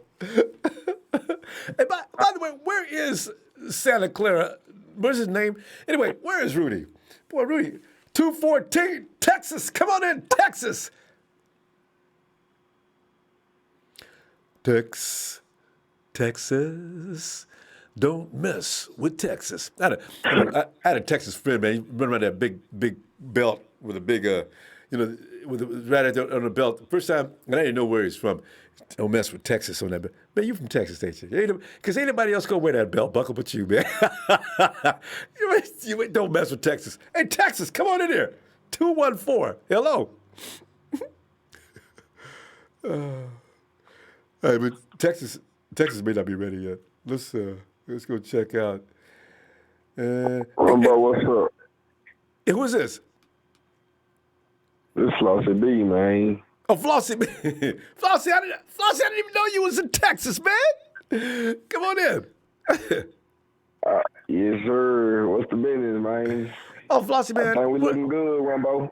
Hey, Flossie, man, we're sitting there tripping on Kyle Shanahan is looking at more receivers. And the funny thing about that is we thought we had too many receivers and trying to figure out who we can keep, right? And all of a sudden, Kyle jumps up and brings in 3 dudes, man. Dante Moncrief, Tavon Austin, J.J. Nelson. And what? But now that we're putting our head together on this, it's making more sense. It's a little more clear. We're not happy with Richie James. He is hurt, by the way, so he's not going to be available. And then you got Deebo, who also plays a big role in this offense, and Austin can take some of the work he does. Austin can actually do that stuff. The jet sweeps, the quick slots across the middle of the field. Austin will be amazing, actually. But, I don't know. What are you thinking? I'm thinking keep both on Ronbo for right. I know we got both of them in camp. Yep. But we actually got 2 roster spots for J.J. Nelson and for Austin, man. Right. J.J. Nelson, he more of a polished receiver, and Austin, he just do everything. You know what I'm saying? He gonna just sweep it up. He gonna put them in the backfield and match them up with linebackers and safeties where they can't stick them. You know what I'm saying? So we just add more weapons and shit. So I believe both of them decent to stay. You see, you cloning Deebo with Tavon, and also that threat of having Marquise Goodwin or Travis Benjamin like we don't have now. Now you got it. Boy, hey, Flossie, man, if you're right, and they keep both of them speedsters and get rid of, because we can't have but 6 or 7 people at the most in that room, and every Flossie, who's your 5 wide receivers? Because everybody's already said, of course, you got Deebo makes this team, Brandon Ayuk is on this team, Jalen Hurd is on this team, Trent Taylor's on this team, Kendrick Bourne. That leaves 2 spots. We're not gonna count. We're not gonna count Deebo for right now because he hurt. So we know his roster spot is filled, but he hurt. So we know we got to have somebody play him. You know what I'm saying? You put him in the IR. You can't. On the IR, you can't come back for a number of weeks, right? There's a certain amount of like 8 weeks. It's probably like 8 weeks. Probably. Oh, no Deebo for half the season. That's scary. But you know what? I bet the doctors already told the 49ers. Yeah, he's pretty optimistic, but he's not going to be football ready for about up to 6 to 8 weeks. Just don't tell him I said it. Deebo he play the kick return and the punt return too, and we need a kick return and a punt returner. You know what I'm saying? And a quality kick returner too. You're right. That's what we lacking in to be able to flip the field position, like what New Orleans got with the little kid from New Orleans that they got. You know what I'm saying? Hated him. He was killing us. Every time they got the ball, get going. Oh, there he goes. 10, 15 more yards.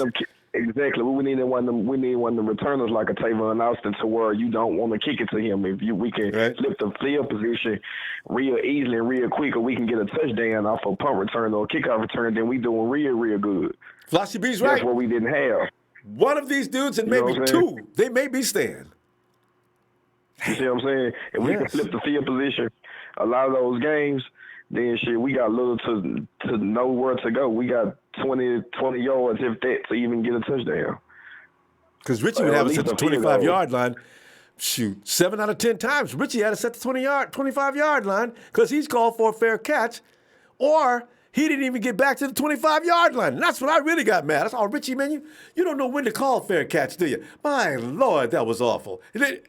I've had enough, Richie.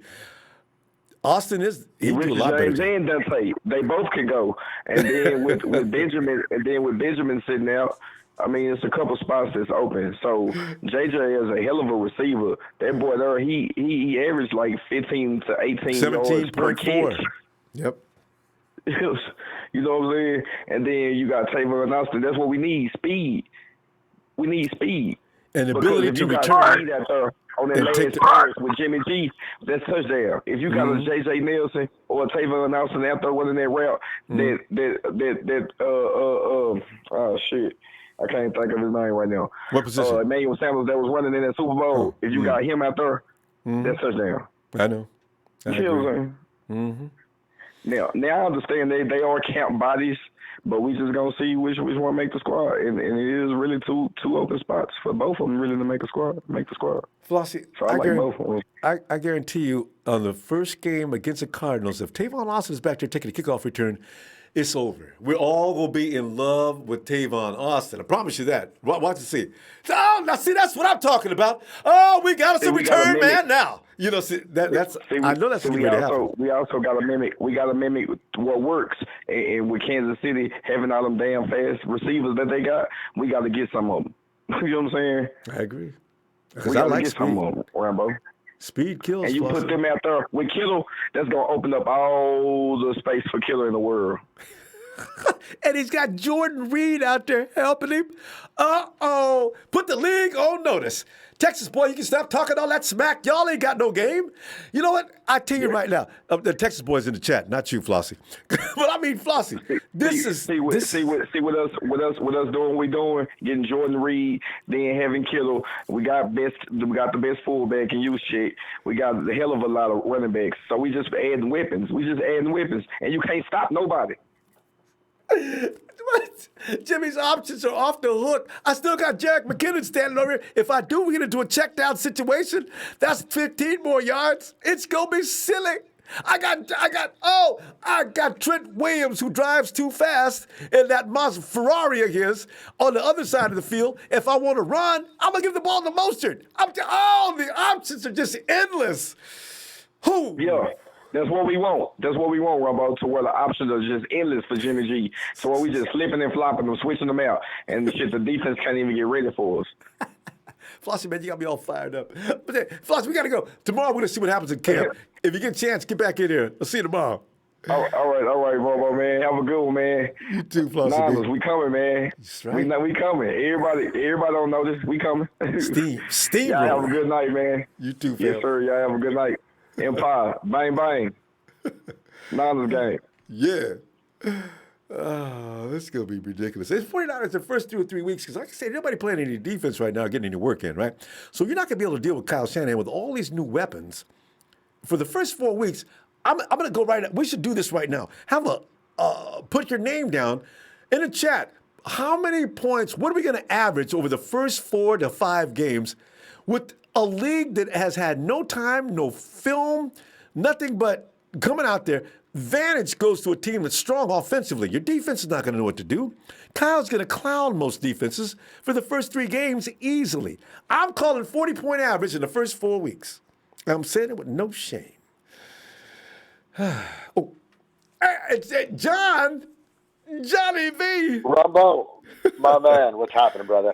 John, I'm getting all pumped up because I realize as I don't know, it hasn't sunk completely in yet as to what we have offensively here. The additions we've made, if you throw a premier return man in, and I do consider Tavon Austin a very dangerous return guy, do you realize that you remember what the Saints did to us with that return man they had that I wish we could get away from? Oh, yeah.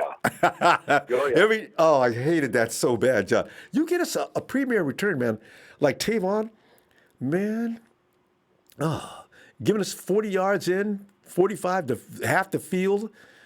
Oh, that's a piece of cake. But, John, what is Kyle doing? You're thinking on this with J.J. Nelson and Tavon Austin. Well, Ronbo, we just got through Kittle's contract, and now he's already got me all screwed up again. I mean, literally days later, Ronbo, he's throwing us curveballs, man. I mean, take long. I don't even know if he wants. What are his intentions? God only knows, man. I mean, this dude is confusing me completely.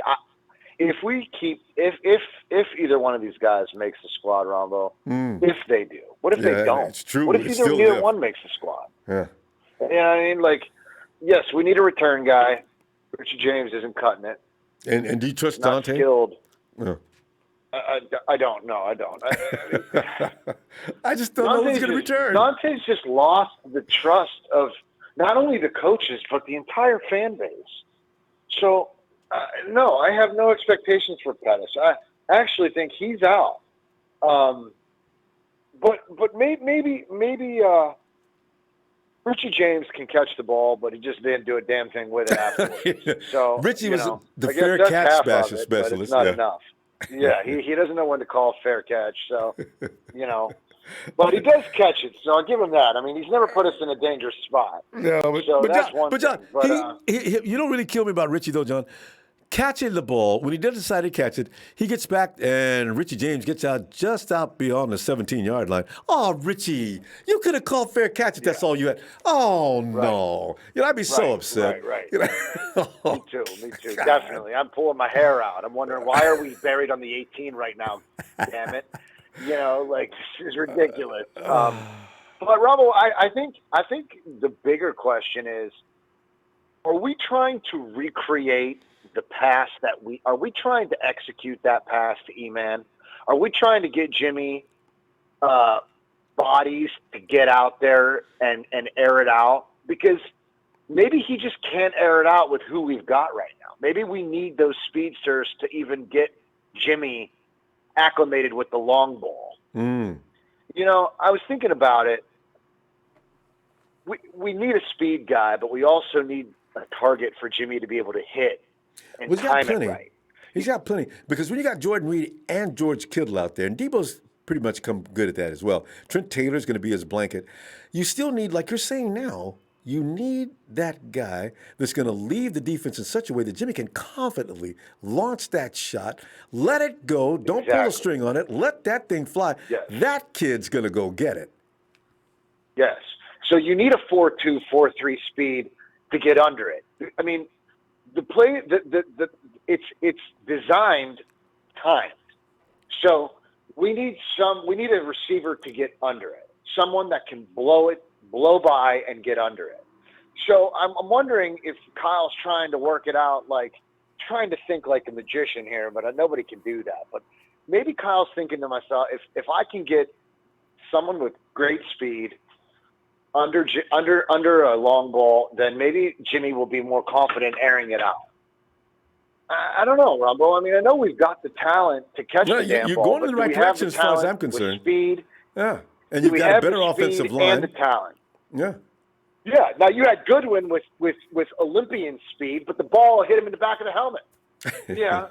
or maybe he wouldn't catch it at all. I mean, he couldn't catch an underhand throw. The bad thing about Goodwin, John, just a question on Goodwin. I think it was both times he succeeded on that long, beautiful bomb was with C.J. Beathard. Hit him in the New York Giants game. Yes. He hit him in the Packers game. Did Jimmy hit? Keith one time. Remember the ball hit him in the chest and rolled down and hit the ground. Yeah. That's the thing, Ronbo. We're trying to get Jimmy to air it out. We need him to be confident throwing the ball long. We need the over-the-top play.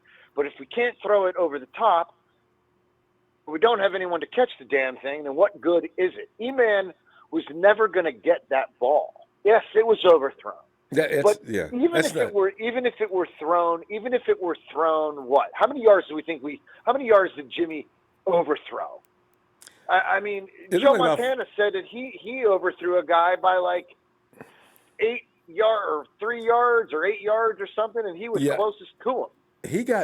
E-Man that ball, it had to be at least a solid 5 yards. But here's the thing. How much slower is E-Man than Goodwin, than Tavon, and a whole lot slower than J.J. Nelson? You see, that's why I know those guys would have actually ran underneath that. That's the key. Jimmy can throw the long ball, but we don't have guys fast enough to get under it. So when he goes to air it out and we get picked off, we look like Jimmy. It looks like Jimmy can't throw the long ball when in fact Jimmy throws an accurate ball, but we don't have a guy fast enough to get it. And when we did, he didn't catch it. Or he was sick, or he was, he had his own personal problems. So there was no opportunity to get under the damn ball. So I don't know, Ronbo. He just wasn't in practice relevant enough to practice. So we didn't have talent to catch it. And that one shot, and Deebo manhandled the Ravens in that one game to take a long shot downfield. I was so impressed. But Jimmy and the long shots don't happen often. But we're going to see this year, John. I think you're absolutely right, and I'm like you. I've always held the receivers accountable too. A lot of people just blame Jimmy. I said, no, Jimmy may have something to do with that, but don't tell me that receiver was doing a good job. So that's going to be corrected this year. Ronbo, I think it's clear that Kyle is searching for something that we don't have. Yeah, that's usually going to be the case. That's it. I think he's looking for something a piece that we are missing, and we are missing speed. Are we going to find it in Tavon Austin or J.J. Nelson? That's the question. They've got the spotlight on them right now. John, we're going to see. Hey, tomorrow they're probably going to give us a little. I hope they let the guys watch enough so we can get an idea of what's going on out there. So I'm going to see you tomorrow, okay? Yep. All right. You got him, my man. Ronbo, my brother. Love you, brother. Love the thanks, show. John. I appreciate you for everything you do, my man. Thank you for everything. And you know it's right back at you with spades and doubles. Thanks, John. See you tomorrow, fam. My pleasure, Ronbo. Good night. Bye-bye. Thanks. Night. And let's see, checking back on Eli. Previously on Ronbo Sports. Eli, are you there? Eli. All right. I think Eli's out. Oh, here he comes. Bang! Bang! You know what time it is? Mel! Take the batteries out your clocks and throw your watches in the garbage. What's good, Ronbo? Hey, Mel, you know what's good, man. Because when it comes to theorizing with Kyle Shanahan, I'm glad you're here. Now here you go. We've had so many great theories tonight on what Kyle's doing or what is he cooking now. And there's so many reasons. I think Tavon Austin is winning as far as the voting goes. As a campaign we're running tonight, is it Tavon? Is it JJ? Because somebody already pointed out, hey, this is about Tavon versus Jalen. To say they ain't keeping both. Of course, Flossie B thinks they might be keeping them both. And that's a possibility too, of course. But either or, where you at on this? You ever see Batman Dark Knight, the one with Heath Ledger's Joker? Oh, yeah. That's the greatest of all time. Absolutely. No doubt. So you remember that scene after he killed the mob boss, and there was he had his lackeys in there, and he said, look, man, we got a spot open, and here's your chance to audition. But the only thing is, only one of you can make it. I think it's one of those type of deals where they're saying, yeah, we got a spot open, but only one of you guys can make it. So, whoever kills the other one, that's your pass to join. I don't think we're keeping both of them. Mel, we're already stacking everything. But Mel, question on that, what you just said. Do you think Kyle went ahead and made that clear to both of them? Those are the kind of things I wonder. Do you keep that to yourself to test out their integrity? To see what the kind of drive they got? Because they should be able to figure that out. And if you're not coming out here with that in mind, what are you doing out here? Or did he go ahead and tell them, guys, just like what you said, back to the Dark Knight?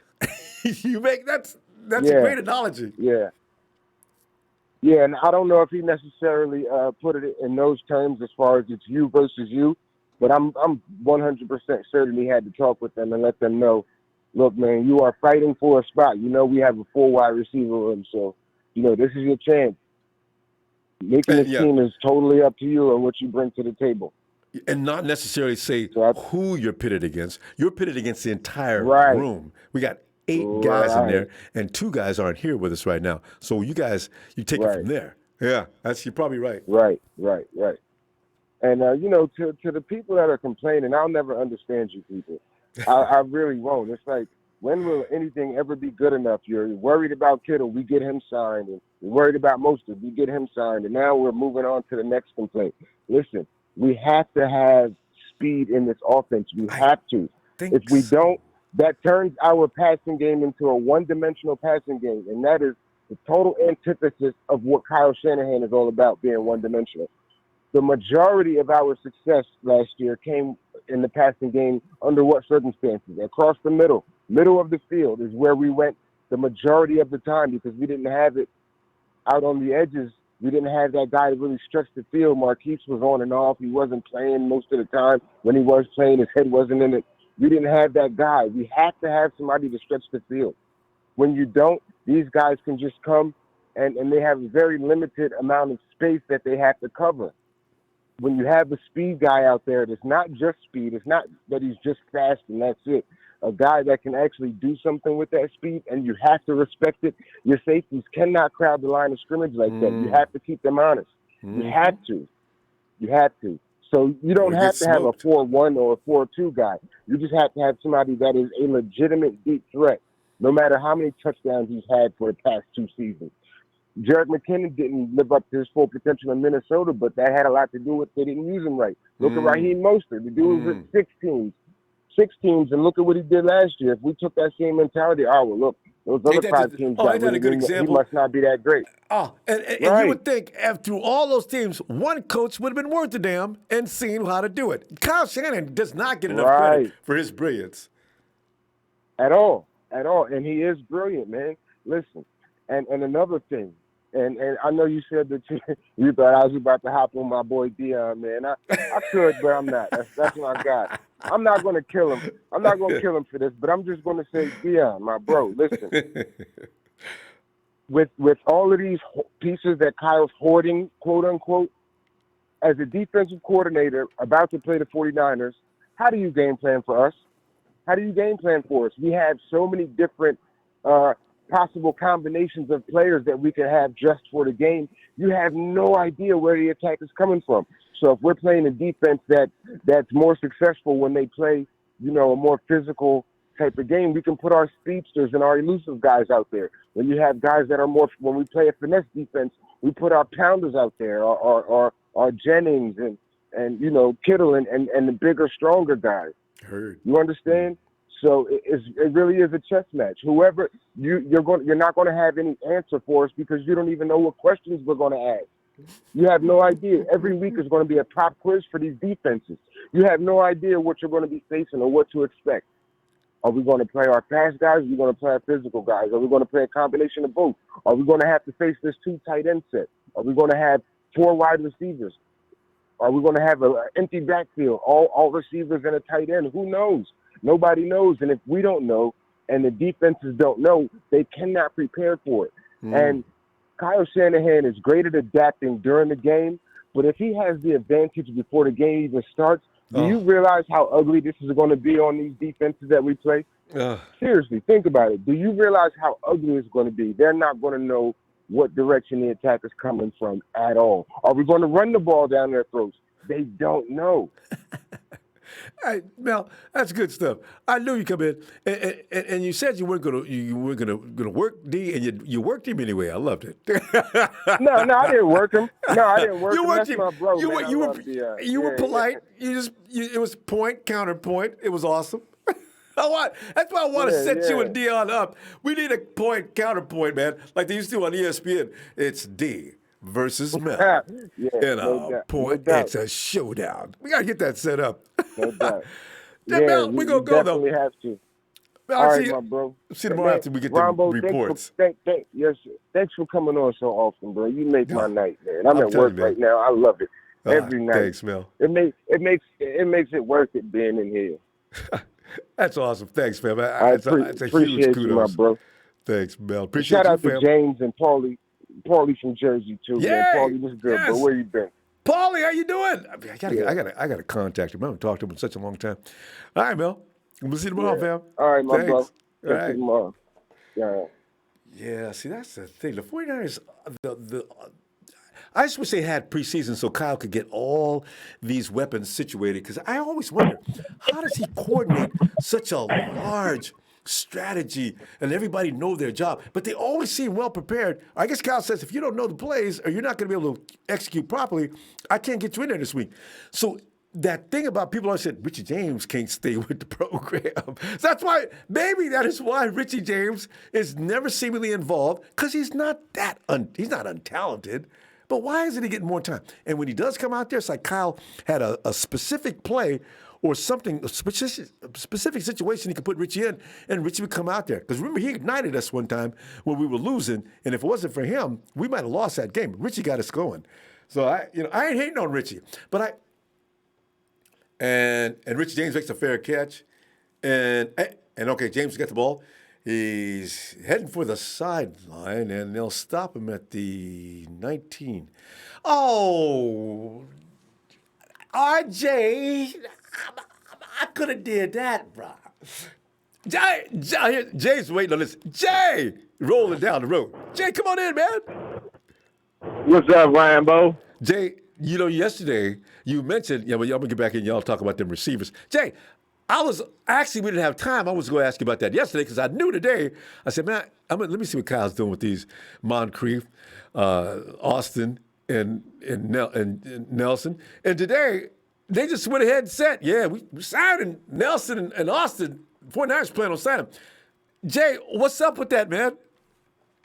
Man, you gotta love this mad scientist, man. You gotta love him. He do what he do. You know what I mean? I don't know how many fans we got that's coaches and ever ran a NFL offense before and get paid to do this, but a lot of us need to get paid to do this the way we talk. Like, we just know her. Like, we know more than Kyle Shanahan, who gets $10 million a year to do what he do. You know what I mean? God. But I just feel Kyle building a juggernaut right now. You know what I mean? He's saying right now, we scoring more than 20 points a game in the Super Bowl. We're not going to allow our defense to just have to depend on them. Yeah, exactly. Yeah. We're not going to do that. And I got both of these guys making the offense.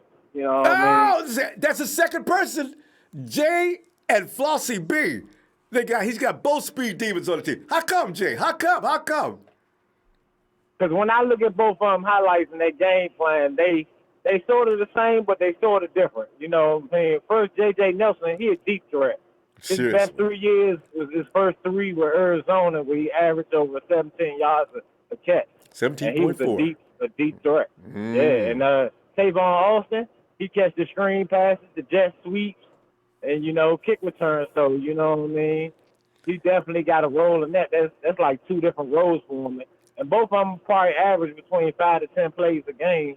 Just a little explosive plays we need. Mm-hmm. And, and then we got the double tight end with Jordan Free. I mean, we just adding veterans to this offense and defense, to take us over the top to win this bowl.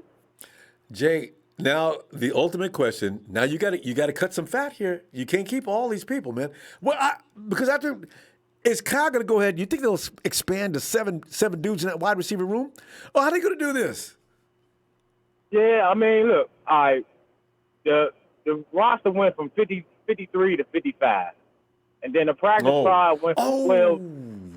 The practice squad went from 12 players to 16, with 4 of them players designed, that can't nobody touch, and then they can be veteran players too. So I got Juwan Jennings and Dante Pettis on the practice squad. Before you finish that, though, I think 2 offensive linemen on game day extra. I'm not sure about the rest, but you know what? It's one. It's one? Okay. Yeah, it's one. It's one extra lineman. So, I mean, that still opened up one spot for a receiver for 7. Right? Yes. You know what I mean? And then Deebo. 7. Deebo probably will make the 53 roster, but he probably won't be on the active roster for the first couple of weeks. You know what I mean? So he ain't got to be on injured reserve and miss them 6 weeks. Yeah, he can just be on the non-active roster. Yeah, just don't activate him. That's right. Yeah, and then we have 6 receivers, you know what I mean, activated, it'd be Kendrick, Brandon Ayuk, Jalen Hurd, Trent Taylor, and these two. Ooh. You know what I mean? And then you got Dante and Jennings on the practice squad. If Dante, I mean Jennings can't be crying about that, but Dante, he went from the child of great expectation to the 2020 practice squad. I mean, he still got a job, and Dante, you know, and just in case anything happen, COVID or anybody get injured, you got somebody who knows the playbook you can bring him in. Bring up from the practice squad. You know? Hey, and I know you, Jay. I know you're gonna be hard on this, but what does that do to Dante Pettis' psyche? I mean, I was like the guy who broke Jerry Rice's rookie record. I mean, not rookie, but I did all the Jerry Rice and plus. And all of a sudden, last year I was in the doghouse, and this year I'm getting in only if needed on the practice squad. Does that ruin his? He didn't have no dog in him anyway. But whatever dog he had in him, does that take that off too? I mean, what does it do to him? I mean, it really don't matter. You know what I mean? It's football here. It's football here. If you ain't motivated when you step on that field, then I don't know what to tell you. You know what I mean? You can get it moving. Yeah. You know what I mean? We ain't here to babysit nobody. We went and hit Super Bowls and make money. Hey, man, I so agree. if you ain't about it, you got to keep it moving. You know what I mean? We ain't worried about your confidence. Just imagine how many first-round picks that came in and out of the league. I'm not even just talking about our team. I'm just talking about period. Just came in and out. The bust. You know what I mean? We can't hold on to talent that ain't doing nothing for the team. Endless. No, I agree. I mean, if he starts crying on the middle of the field, hand him a towel, tell him to go to the locker room and take a few days off, you know? Go ahead.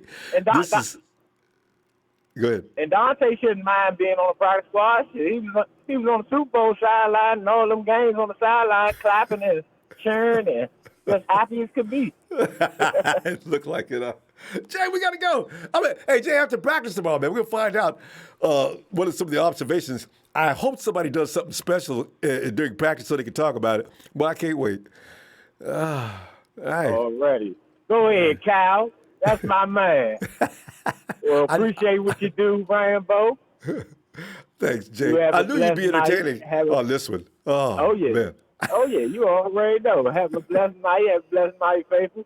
Love you, Ronbo. Much love always. Back love back at you.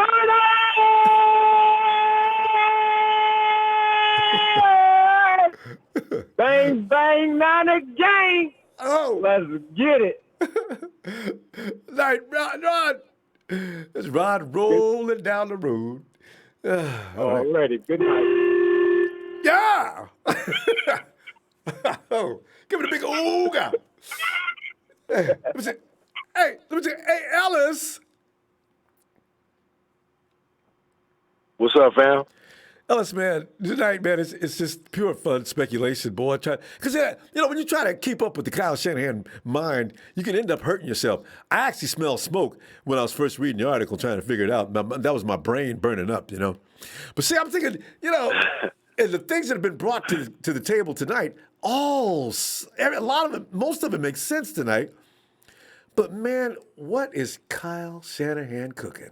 Really? Ellis, what do you think's going on with that, man? Because, we've had, Jay just said, you'll keep them both. Other people think it's going to be Jalen Hurd versus Tavon Austin because both of them bring them something very valuable to this offensive system. This system will click like a fine-tuned machine, but it does need that speed element, right? Because we saw that in the Super Bowl. The Chiefs had no damn business sitting up in that box comfortably like they were. And that should have never happened. And that kind of handicapped what we were trying to do out there. So, Kyle's not going to have that happen again. That's what he does. He overcompensates.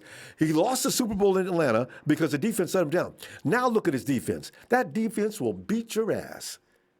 And now the speed guy, got to have him. What are they going to do? What do you think, Ellis? Whew, Man, talk about this is clearly a game of chess in our organization, and Kyle and John are winning this damn match across the damn league right now.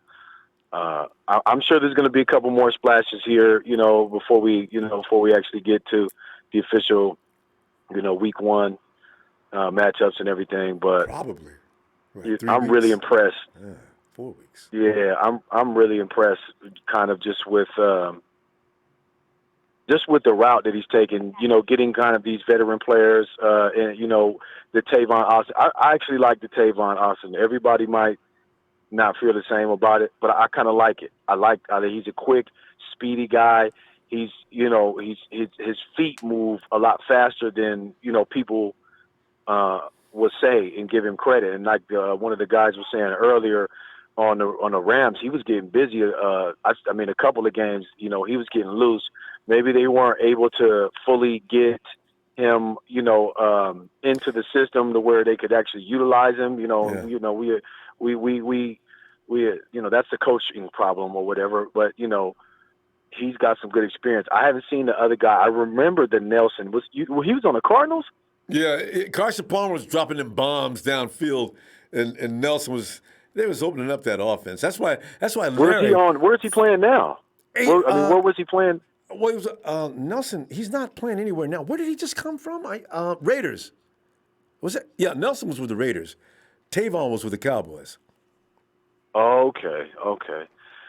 Yeah, I don't. I recall the Nelson. Yeah, I recall him playing when Carson was there. I remember that name. I remember that Nelson that against the Cardinals, because of course we played them. But okay, so I haven't seen him really too much, so I can't speak on him. But it sounds like he's a pretty good guy and he's a deep threat. We need a deep threat. We need somebody quick. I haven't even been able to see him to know his size or anything. What's his Nelson? What does he look like? Nelson weighs 168 pounds, and they're probably lying. He is little, but Okay, soaking wet. Okay. Yeah, right. He's that kind of. But when you're that little, you're lightning quick. A big man ain't gonna get you, but you can't check him at the line of scrimmage on man defense. That's the only thing you got to worry about. Jet sweep and all of the other things that Kyle, Kyle is about to have a field day, and that's all I wanted. I just want us to be able to. I mean, we talk about all these weapons and all these guys we have on the team. Can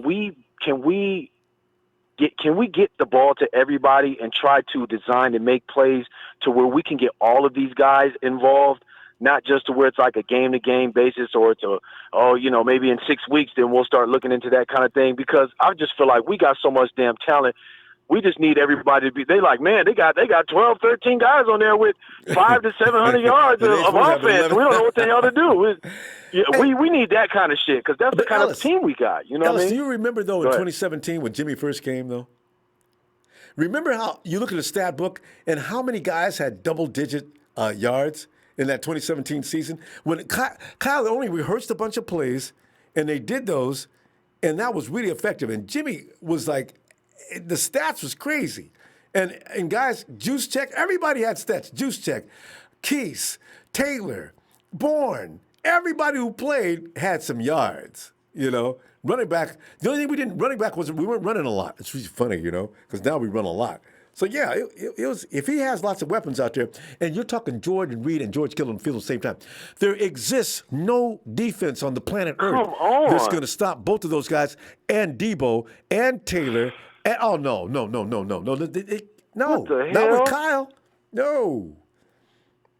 Man, look, it's going to be one hell of a season, man. I just want us to be able to if we can get this full season in, we're going to see some of the most explosive shit I feel like that we've seen in a long time. And it's going to feel real good, man. I just feel like the ceiling, we have not reached yet. And like I said, we got so many guys on the team, that just the team as a whole, not just the individual players, our team as a whole, and what Kyle and they're doing strategically to acquire these solid players and these acquisitions, these offensive linemen, these, wide receivers, just these players here and there, linebackers, I'm just really impressed, man. And we don't have anything really to be concerned about outside of, I feel like, just making sure we can get through a damn season and, let us have a full season, please. That's all I'm asking. That's it. You know what I mean? I don't, the NBA is working out, so everything's looking good. I'm glad with the Tavon Austin and this other gentleman, being an acquisition. They're probably going to be, fighting for a spotter position. Poindexter, we haven't even got a chance to see him. I kind of feel bad because we haven't had that chance to see him really get busy. I feel like these guys that we end up getting, end up getting cut, probably Richie, him, and maybe even Dante. These guys are going to play good elsewhere. They're going to be, they're going to be utilized a bit more. We're just too deep, and we don't have time to wait for guys to wake up and smell the damn coffee. That's the problem. That's it. Because we got, and I hope the Chiefs do make it back. If the Chiefs make it back to the Super Bowl next year, oh hell, and that's what they're talking about. We're ready. They're talking a lot about that. The dynasty thing, signing these guys to these extended contracts. Getting our certain key players. George and the defensive guys with Chris Jones on their side. They're trying to match it up like we're looking to build some long-term dynasty kind of stuff, which is what we are doing, obviously. But the Chiefs are not. They can't fuck with us. And no. Anyway. This time we don't. The refs can't help them. You bring the 49ers in there with that speed individual and everybody else, and that offensive line, Chris ain't gonna be coming in like he did on that game next time. It will be a different story. That defense this time will not fail. Ellis, that offensive lineman from the Cardinals too. We got that offensive lineman Sweet. I remember him. I don't think he really was even a bad player. He might be, pretty decent. And so I'm just glad. But yeah, Ronbo, we out of here, family. Right, I'm just glad, man. We let's go. Let's get to it. Shit, I wish the week started next week, man. I'm ready. I'm ready. Look, can we get this going, please? Roger Goodell, what's going on, Matt? We got some practice reps in. I'll see you tomorrow, man. Okay, family. Yes, indeed. Yes, indeed. Shout out to you, Ronbo, and the Niner faithful. Y'all hit the like, subscribe right now. And, it's nothing but up, man. Go Niners. He's done. I tell you, I agree. Night, Ellis. Peace, family. Yeah, I can't. The Chiefs, boy, they got away that time, didn't they? They were not the better team, but they did get a break, finally. After 3 quarters of getting their butt stopped, suddenly they exploded. And I still say that's experience. That's all right. It's all right. We got experience now, baby. Oh, there he is. Let me bring him in. A Niners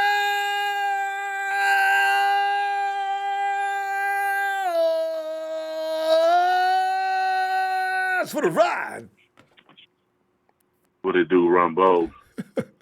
Rod, man, I'm sitting up here, man, because Kyle Shanahan, and he's probably going to have us, confused and dazed again, because that's what Kyle Shanahan does. Because his mind is not on the level of the normal, organic human being. Kyle Shanahan was born out of a shop. This dude is crazy, man, but he's so sharp. Only thing we got to worry about Kyle is he overthinks things too much sometimes, and he can slip off in the wrong direction. But this has come with time and experience as a head coach. But, Rod, what is this going on with these wide receivers, man? Because I thought we had too many to begin with. Apparently, they ain't the right ones. I'm going to try to lay some perspective on all of it now. Keep in mind, this is just my mindset. I could be incorrect, but I don't think I am. The truth be told, I think Brandon Ayuk was brought over there to be this wide receiver that you guys say that y'all want to take it off the top. Fact is, we haven't had a real training camp, so it's gonna take a minute for that to develop, just like it took Deebo a minute to develop the season before. Agreed. So if you remember now, you go do a background check. Now, who was it that told you first when everybody was like, we need to get a wide receiver, a number one guy in the draft? The Rod said first, Deebo is our number one. We don't need a number one. We got one already. Okay. Just like Emmanuel Sanders was brought to San Francisco to show Deebo Samuel how to be a number one, J.J. Nelson and Tavon Austin are being brought there to show Brandon Ayuk how to be the take the top off receiver type guy. Because he doesn't have a mentor. So those guys will be the mentor. But as far as that goes, I like that. Tavon Austin, look, no disrespect to the Niners fans, but look, Man, fuck Tavon Austin. We don't want that motherfucker, man. Rod, tell us how you We feel don't about want it. It's the bottom line. I'm gonna give you production. Let's do the track record now. Okay. It's terrible. Both of these guys played in the NFC West when the NFC West defense was the shit, right? If you look at Tavon Austin was a first round pick. Number Since 8. 2013, this guy only has scored a total of 10 touchdowns. Only 2 times has he caught 50 passes, but he normally averages 1 touchdown a season. He scored 1 this year with Dallas. The year before Dallas, he didn't score 1 at all. So let's go back to J.J. Nelson now. Now, J.J. Nelson, second year, he scored 6 touchdowns, as you said, with Carson Palmer throwing on the ball. Yep. So I will say that. The mild difference with Tavon Austin is he had garbage quarterbacks like Sam Bradford. He had Casey Keenum, and he even had Nick Foles. So he didn't really have strong quarterback play, but he just hasn't showed me much to say that I want to bring him to San Francisco. Give me J.J. Nelson. J.J. Nelson gave me 6 touchdowns, so let's go with that. You know what I'm saying? And he's going to take that top off that defense too. Even if he's not making catches, he is downfield. That safety can sit in that box if he want to, but he'll be helping to count points. So yeah. Right. Now, I'm gonna say this too, man. The bottom line of this right here, Ronbo, I feel like the 49ers, man, just need to just go ahead and get this shit out the way. Let's like you said, not overthink it. The truth of the matter is, with JJ, I think the only reason that Tavon Austin was brought here is because I think Kyle Shanahan, in some crazy way, sees Taylor Gabriel, because those guys are both 5'8" as far as their height. And I mean, I think that's nearly it, man. As crazy as it may sound. No, it's true. Look at Marquise Goodwin, same size. Kyle likes that size and especially that speed. Right. And I mean, let me take it to one more, another topic too, right, off of this one too, to get you guys' mind straight. As far as Jimmy Garoppolo goes, whether you guys know it or not, this is just a thought to me as well. Jimmy Garoppolo really never, regardless of what anyone says, got over the fact that he had that brace on his knee. Yep. You can see that. That's when you that camera got in with him closing his eyes. That was proof right there. Now I'm gonna say this right here: the fact that he played with Tom Brady shows the poise that this boy has learned after playing with the guy that won 6 rings. I mean, that's just pretty much it, man. I mean, you could see it. You could even see it through spurts of games. Sometimes Jimmy just, for whatever reason, his mind will go blank. He'll try to take off in the pocket and get mixed up, and he'll mess around and either take a sack or might take a sack and a fumble. Yep. And would not throw the ball out of bounds, which was making everybody crazy. Jimmy, get rid of the ball. Just get rid of the ball. You see it all the time. Because he looked like he got confused in what he was wanting to do. Just like you're saying, oh, can't run. Got to watch out for my leg. You're right, Rod. These are things he's conscious of.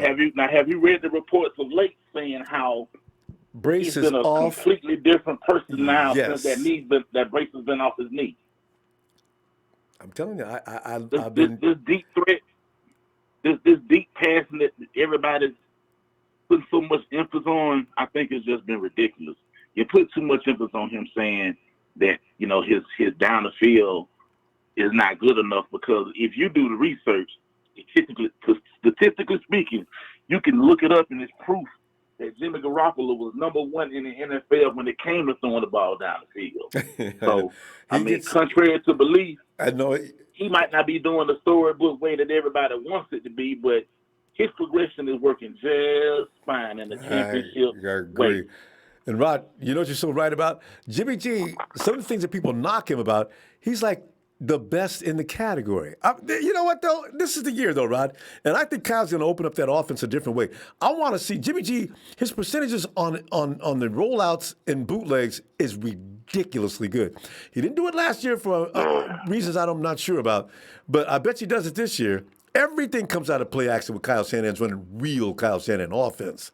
Not watered down, not diluted, just playing Kyle Shanahan football. Now, Jimmy starts doing lots of play action stuff. You don't know whether they're going to run or they're going to pass. I got Jordan, and I got Kittle. I've got so many things I can do. This is going to roll. Hey, Rob, we got to go, though. too much fun again. It's been fun, man. I'll catch you next episode, Ronbo. Hey, I'll be back Appreciate you, tomorrow. brother. All right, fam. Yeah. Are you ready? All right. Tell them who we are, baby. Niners!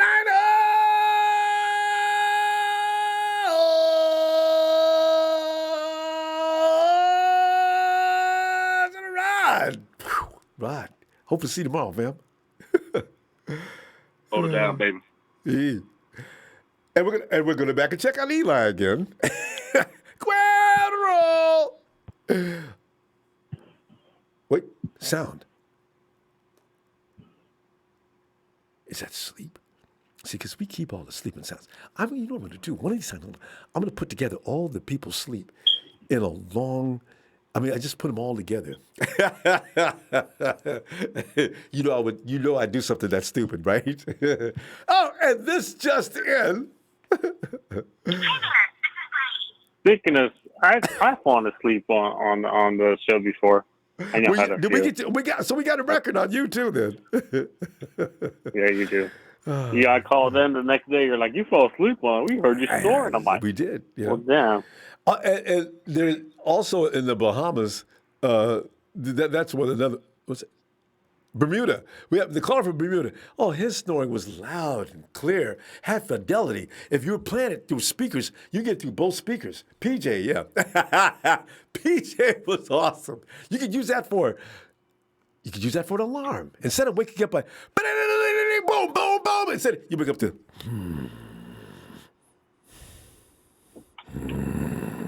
Yeah. Hey, Justin, let's get into this, man, because we're concerned about what is Kyle Shanahan going to do here, and why did they tell Moncrief to go home, but they're still looking at Tavon, and not only they're looking at him, they're getting ready to sign him up. Tavon Austin and J.J. Nelson, and they're going to have to cut two guys. You want to know why? Between now and you tomorrow. Want to know why? No way. 2 days ago, my caller was complaining about no veteran experience on the receiver corps. Ah, yes. Well, caller, yeah. I forget who that was. I'm gonna go back and look who it was, because as soon as I heard this, I was like, "Thank you, caller," because now we got a veteran receiver. Now I don't want to hear no more complaints about no veteran experience on the receiving corps. Tavon Austin has been with the NFL for 10 years, I think. I think it's his 11th season already. No, I think he started. Oh, 7? Is it 7 or 2?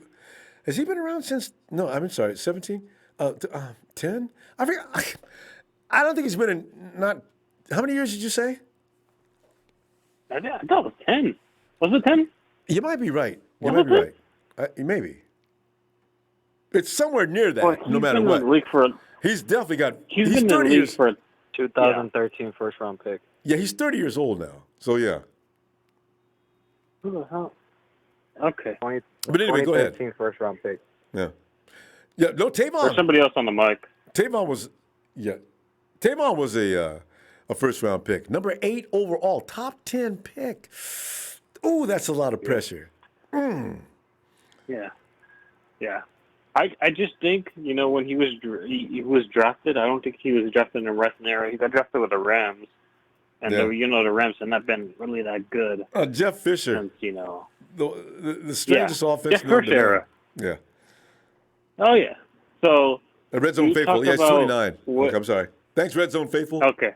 Go ahead. So he brings that experience. He brings that veteran experience to 49 that people have wanted for a long time. Ever since Emmanuel left, we needed veteran experience in the receiver corps. He brings that. And then you signed J.J. Nelson. He was a great speedster in Arizona. The reason he got let go. Adam Creel says J.J. Nelson was burning Sherman in Seattle. Sherman's not great with burning speed. So, yeah. Nobody is, actually. So, yeah. So J.J. Nelson was a great pickup. I'm surprised he wasn't signed. I'm really surprised he wasn't signed by anybody else, because he still has a lot of years ahead of him. He's still very young. He's still very young. Very young. For receivers, at least. And I just think that, the 49ers brought him in because Kyle likes speed, like the other call was saying. That's why he brought Marquise in. Because if when Kyle came into this to the 49ers, he like reshuffled that whole entire roster. He got rid of people. We had no quarterback technically. We had no quarterback at all. That's the reason we landed Brian Horace, because we had no quarterback. We had no quarterback. We had CJ. Yeah, I guess CJ, but that was about it. So, that whole he reshuffled that whole entire. But Justin, where are you going with this? I'm saying that that's the reason he got him in, because when Marquise left, he still needed the speed for the receivers, and Deebo Samuel's out. Ayuk doesn't need that much pressure yet. He's a rookie. He needs to build up. He needs to build his confidence. You put too much pressure on a rookie like that, that's gonna put a lot of pressure on them. So, Justin, here's the thing: do you think both these guys are going to make the team, or do you think one of them's going to make the team? Give me some insight into that. What is your thinking on that? I'm saying that one's going to make the team for sure, because Deebo Samuel could miss round 2 games, mostly they said. I think you put DBO under the PUP until like week 2, and then you activate him, and then you release one of the guys. But PUP carries a requirement. I don't think he can come back that soon. Somebody suggested he might just be inactivated until he just heals up. He just stands around and just waits, just bring him in. But that's taking up a roster spot. So that's going to be interesting to see what they do with that. Yeah, that's good. And I think, what Tavon brings is that speed. So you could use him as a boot. You could use him in the boot formation. You could use, because Jimmy does, like you said, Jimmy does well in that boot formation where he does really well. He did really well last season in that boot formation. So you could use a lot. I know he was a big runner. He was a big return guy in St. Louis. Back then when they were St. Louis, not Los Angeles. Hey, did Nelson? Did he run returns? It was him, huh? No, I'm talking about Tavon. Oh, yeah, Tavon. I like him as a return man. I really do. So, yeah. Yeah. So, yeah. And and Richie James, again, he's fighting for his spot, because with these 2 signings, Richie James has got his roster spot making is just thinning down to it was like a 75% maybe. Now it's just down to like maybe a 55 at most. So, Richie, boy, I tell you, I didn't look at Richie's stats, but Hey, Justin, we're gonna go. I'm going to be back tomorrow. We're going to see what Grant Cohn and company says about practice. So we get on that. No, not Grant Cohn. Not Grant Cohn. I'm promoting Grant Cohn because I know Grant's going to say, the 49ers have got a lot of work to do. I don't see them being ready to start. Man, he was dead wrong. Soon. This guy was dead wrong. I love when he does was that. dead wrong about the money and the years for George Kittle. I still take credit. But he knew they were going to get him signed before this weekend. You got to give him a little credit. Anyway, let's see you tomorrow. Not too much. Yeah. All right. All right. It's Grant Cohn. You got to ruin my day with that. You got to have some Grant in your life. Night, Justin. Oh, God. And, hey, Shay. Yo, Ronbo. Shay, come on in here, man. Can you hear me? Yeah, I can hear you. Share with us, would you please, your estimation of what's going on with Kyle and the two runners. Oh, yeah, Ronbo. Ronbo, real quick, I called in so late because I was still driving, so I just thought I'd put in my 2 cents really quick and no problem. Let you know my 2 cents. But I'm great. You were able to answer the call, so I'm ecstatic. Now I can actually put my 2 cents in. Right. Yeah, Rumble. So I already wrote down some names, right? I got 11 wide receivers so far. I have Brandon Ayuk, Dante Pettis, Trent Taylor, Jalen Hurd, Deebo Samuel, Kendrick Bourne, Jawan Jennings, Richie James, Tavon Austin, J.J. Nelson, Poindexter, right? Mm-hmm. So immediately you take out 2, so that drops it down to 8 because Deebo and Richie are going to start the season on IR, right? And we'll see whatever happens. Obviously, Deebo's going to come back. We don't know about Richie. What Justin just said, we don't know about Richie, so he's still going to rehab that wrist, right? Now. That brings it to 8. Then, Jawan Jennings, his tape looks good, but I don't think he's going to make the team. Okay, hear me out. I'm not hating on Jawan Jennings. I think he can be a solid player for years to come. But Well, it's not even a competition, Ronbo. There, like Dre said 3 weeks ago, there is no preseason games, and he does not know the playbook. So, and we're starting game one for the Cardinals. So, people need to grasp this. Literally, just need to grasp this. Rookies are going to have a hard time. Brandon Ayuk is only going to make the team because he's a first-round draft pick. Other than that, I don't even think he would have made the team because we're not going to start rookies who don't know the playbook game one against the Cardinals. They don't know what the offense is. They have not played in the system yet. So, I'm not saying it's the most difficult system, but I'm just calling it like it is. These guys, right, you need to know it, and guess what? You're not going to be able to practice it, and only until practice, but you're not going to get live game reps because there's no preseason this year. So they're going to go with guys that already know the system. KB, Trent Taylor, Jalen Hurd, that's 3, right, Ronbo? And then you're going to have Dante. Like I said, Dante to me is fringe. The only reason how I think Tavon and JJ make it is if Dante just has bad practices because he knows the system.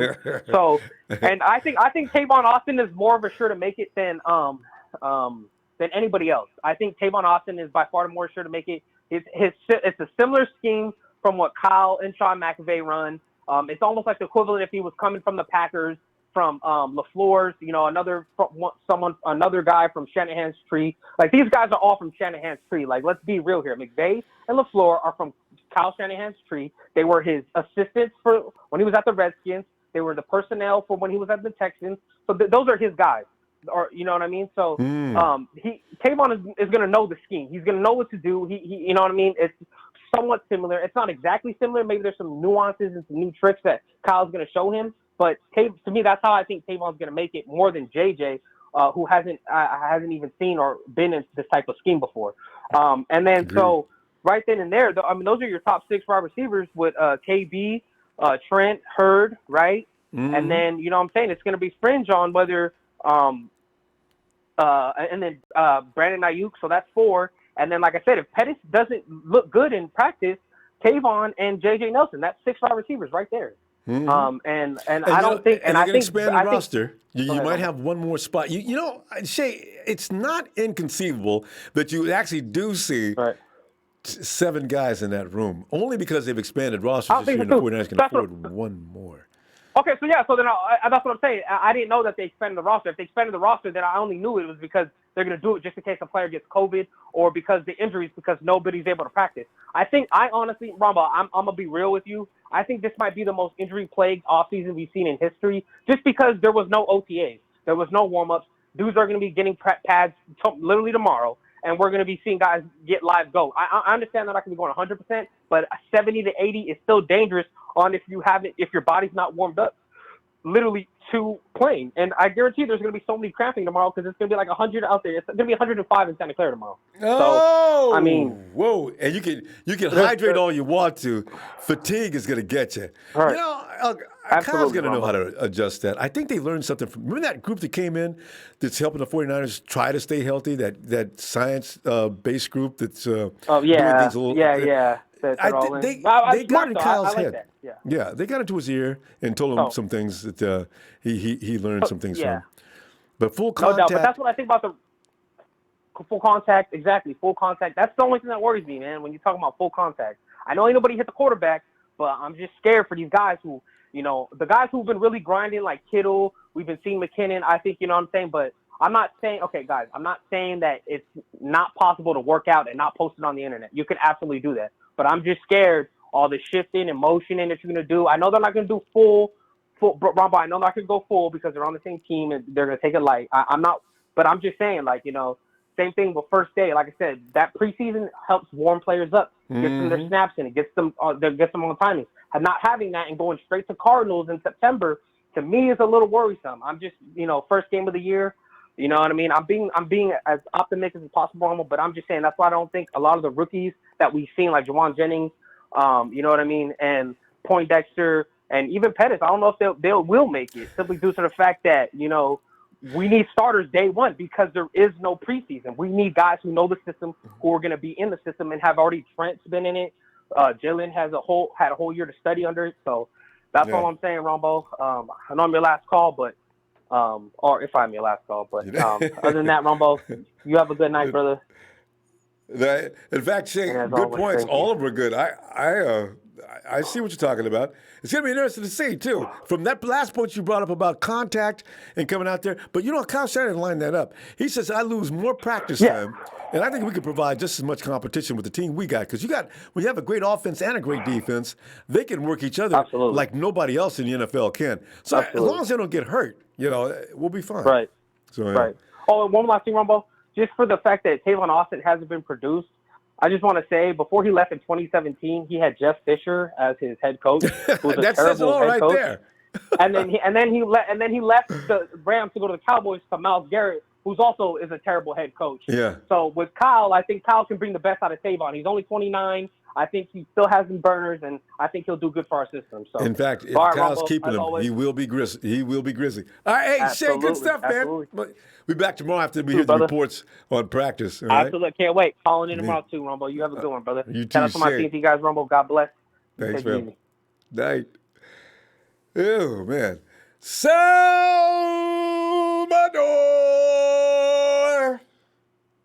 Yeah, Ronbo. How's it going tonight? What is this, man? 2 days in a row with the Sal, man. This is awesome, man.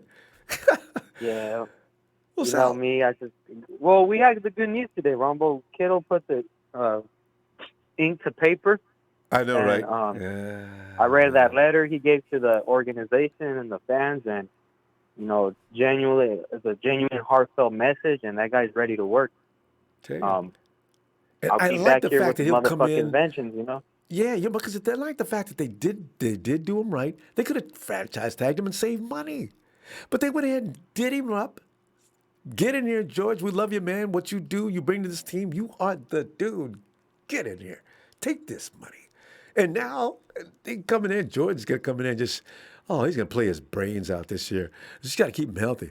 But right now, what's going on with Kyle and bringing in these receivers? Is he worried about the speed element that I've been worried about? Because I've been telling everybody, you know what? I don't care what we got out there. Nobody's out there going to take the top off that defense. I need one guy to do that. Kyle's on the same page, I think. But what do you think? Ronbo, the Tavon Austin or J.J. Nelson catch that ball from Jimmy G in the fourth quarter? Both of them You think they have enough the speed speed to to do get it. there, at least? Both of them. Because both of them run Both quite a of bit them? faster than Every Emmanuel time, Sanders. I might be a homer, but every time I look at that fucking play, I think Sanders doesn't have the gas for it, and he loses it. That's just my homer opinion. I'm just a Jimmy Lumber. He's got Jimmy good did speed. miss it, but yeah. But I think Because, Sal, let me see if you agree with me on this, though. Jimmy put that ball where he needed to put it. That ball couldn't be picked off. If I try to time it perfectly and put it in the basket, that runs a risk of getting picked off. I put that ball under a guy, if he can leg it out, because he already had a step on the defense, get there. Marquise Goodwin gets there. Tavon Austin gets there. But Brandon Ayuk gets there. J.J. Nelson actually has the weight in the end zone. He runs a 4.2. See, this is why I'm saying Kyle's thinking, I ain't coming up short on speed next year. Yep, we're getting bodies in there. I love what he's doing with the offensive line additions.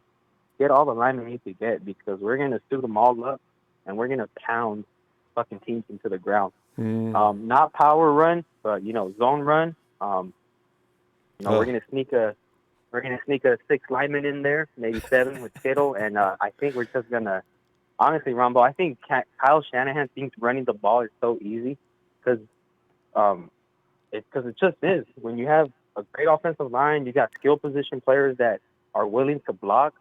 What's stopping us from running the ball, all game? We did it in the playoffs. We did it most of the season. But you become even more efficient because you got to keep that defense guessing though, and that makes it even easier. So if they're not sure coming out of play action, which is we're going to see a lot of this year, if you're coming out of play action and they don't know if you're going to run or pass, it makes it even easier. You're going to love it. Yeah. Me growing up as a football fan, I kind of, I was wishing my team was, airing it out more. But now that we have Shanahan as the play caller, I just fell in love with the run game and the offensive line scheme. It's just amazing, Ronbo, what we could do, how we could move bodies, how we could, attack defense's weaknesses. And I believe that's just what we're going to do this year. I'm going to be repeating myself, but we're bringing the same team, same fucking playbook. What's stopping us from going back out there and running down these damn teams' throats? We got to upgrade at left tackle. And you're right. But as I say, you don't want, at some point, you do need to throw the ball. And that's why I'm thinking. We will. Yeah. You're going to see Jerick McKinnon coming out and taking advantage. Now you have so many options. And when you got a dual tight end set like Jordan Reed and George Kittle, the run game is going to be implemental, but not the whole show like it was last year. This year, they're going to expand on that. Now defense is going to be totally distorted. So when you get them on the ropes like that, Salvador, now the knockout punch comes up midway through the third quarter. I think that knockout punch is going to be the screen passes and the end arounds. I think that's honestly because that's what Kyle was hitting on last year, and now he just needs to, I'm not saying do it better, but maybe utilize them a little bit more because I always wanted Deebo to just run the ball down Kansas City's throat in the Super Bowl. So we could work. God, KC could not do nothing with Deebo. That you're right. It bothers me to this hour. Kyle, it does. KC could not do anything with Deebo. Why didn't you stay with him? Anyway. No, KC had a good game plan. They had Tyrann Mathieu try to watch Deebo, and he's the only guy that stopped Deebo from scoring on that first end around. He was going to take that shit to the house, but Tyrann Mathieu saw it, and he hunted him down. But I think our team will just improve next season. They were young last year. I'm just going to be repeating this, Ronbo. We got the same damn team. Well, except for the 2 and 3. Knee brace. Yeah, no knee brace on Jimmy G. We just got to work Deebo back, but he was cutting, he was working out, so hopefully he doesn't miss too much time in the beginning of the year. I don't even know what his time frame is. I know I haven't really been keeping up with that. Deebo says he'll be back for week 1 because you know what? Deebo, the dude is a baller. If they let him, he would be back on week 1. But doctors are probably telling Kyle, don't do it, man. Don't do it. He needs week 3. That's the certainty he can come out there. So, yeah. Man, I think he could get 1,000 yards and 500 yards rushing on a healthy year. And he doesn't need 16 weeks. And if we utilize him correctly, he's a 1,000-yard receiver and 500 yards rushing. Easily. He's a number 1. I think he had 700, right? Did he 600 or 700? He had 700, I think. He was like an 800 range, maybe. Yeah. But like in total yards of scrimmage, I'm not too sure. Yeah, I'm just saying because, when you get to that, he's over 1,000 yards. But the thing is, Deebo didn't really figure things out until about week 5 or 6. And then when Sanders came along, he just blew up. Yeah, and, maybe I'm being naive, but, Sanders did make a big difference. But, I think we could have, maybe done the same exact work. Maybe not as many games. Without maybe him? Not make maybe not as much play. Really? Okay, who would have been that guy though? Sal, I don't know that yet. The thing is, I don't know. Maybe we didn't have that guy on the floor last year. Because Sanders, he brought a maturity. I don't know what he said to Carlos. I mean, not Carlos, but I mean Kendrick and also Deebo. Definitely. They changed like overnight. We saw them one week, and then Sanders joins the team, and all of a sudden they look completely different the following week. It's, damn. And then Kyle comes out and announces, we're pretty much established. I've been looking for the guys I wanted, and it's going to be pretty much going to go now in press conference. He said we're going to go with Emmanuel Sanders, of course, Kendrick Bourne. And, and that was Deebo, and that was it. That's what he did the rest of the year. And they worked out well. Hopefully KB takes his role. Because I kind of seen him as similar players. I know. KB is, man, and he's working hard too, Sal. KB's going to have something for people this year. Oh, yeah. And big show. I'm telling you, it's a KB gear. Sal, we got to go. We get back in it tomorrow. But Sal, because tomorrow's the first day of Pat. Are they putting on the pads? Anyway, they're practicing tomorrow. Coming back on tomorrow too, Ronbo? Yeah, I can't stand it, man. Because you know what? I want to know what the reporters say and get feedback from us. What's up? You know what I'm saying? Today, Dante Pettis was a star. Did you believe that report? I can't. If I get a chance to say it tomorrow, I'm gonna laugh my ass off. See, y'all picking on Dante. Dante's the man today. Listen, man, Dante showed out in practice. I'm talking about practice. So, we'll see. Man, my dark horse practice player, I'm just gonna double down on Solomon Thomas Ronbo this year. I'm gonna double down on him until he gets cut. Everybody come after me. Blame me all you want. It's a solid train, baby. 2 sacks tomorrow. 2! All right, fam. Sal, see you tomorrow then. All right, Ronbo. You have a good night. Nice talking too. to you. Glad to be back. All right, Ronbo. Tell you. Hey, are we going back to Eli again? Eli. Eli sounds like he's trying to answer the phone, though. Fam, I'm telling you, it's going to be fun tomorrow. If tomorrow they do say, Dante Pettis, anybody that thought Dante Pettis was going to struggle this year may have thought differently during today's practice, as Dante Pettis was 4 for 4 and 3 were in touchdowns. And get this, Richard Sherman was on him during the course of those plays. I'm going to lose my mind laughing. Solomon Thomas, he was uncontainable today, and he took on Trent Williams in one play, and we think maybe either Trent needs more work to get the rust off, or get ready for this. It's the Solomon Thomas show. Oh! But we'll still say things like, talk about practice. Practice. Can he put that on in the game? Root for you, Solomon. Dante, let's go. Fam, I can't wait to get the reports tomorrow. I'll see you tomorrow. A little bit after. Well, we'll wait, let the dust settle. Probably in the evening, as we do per usual. A Niner! Did I remind you to hit that like? Thank you.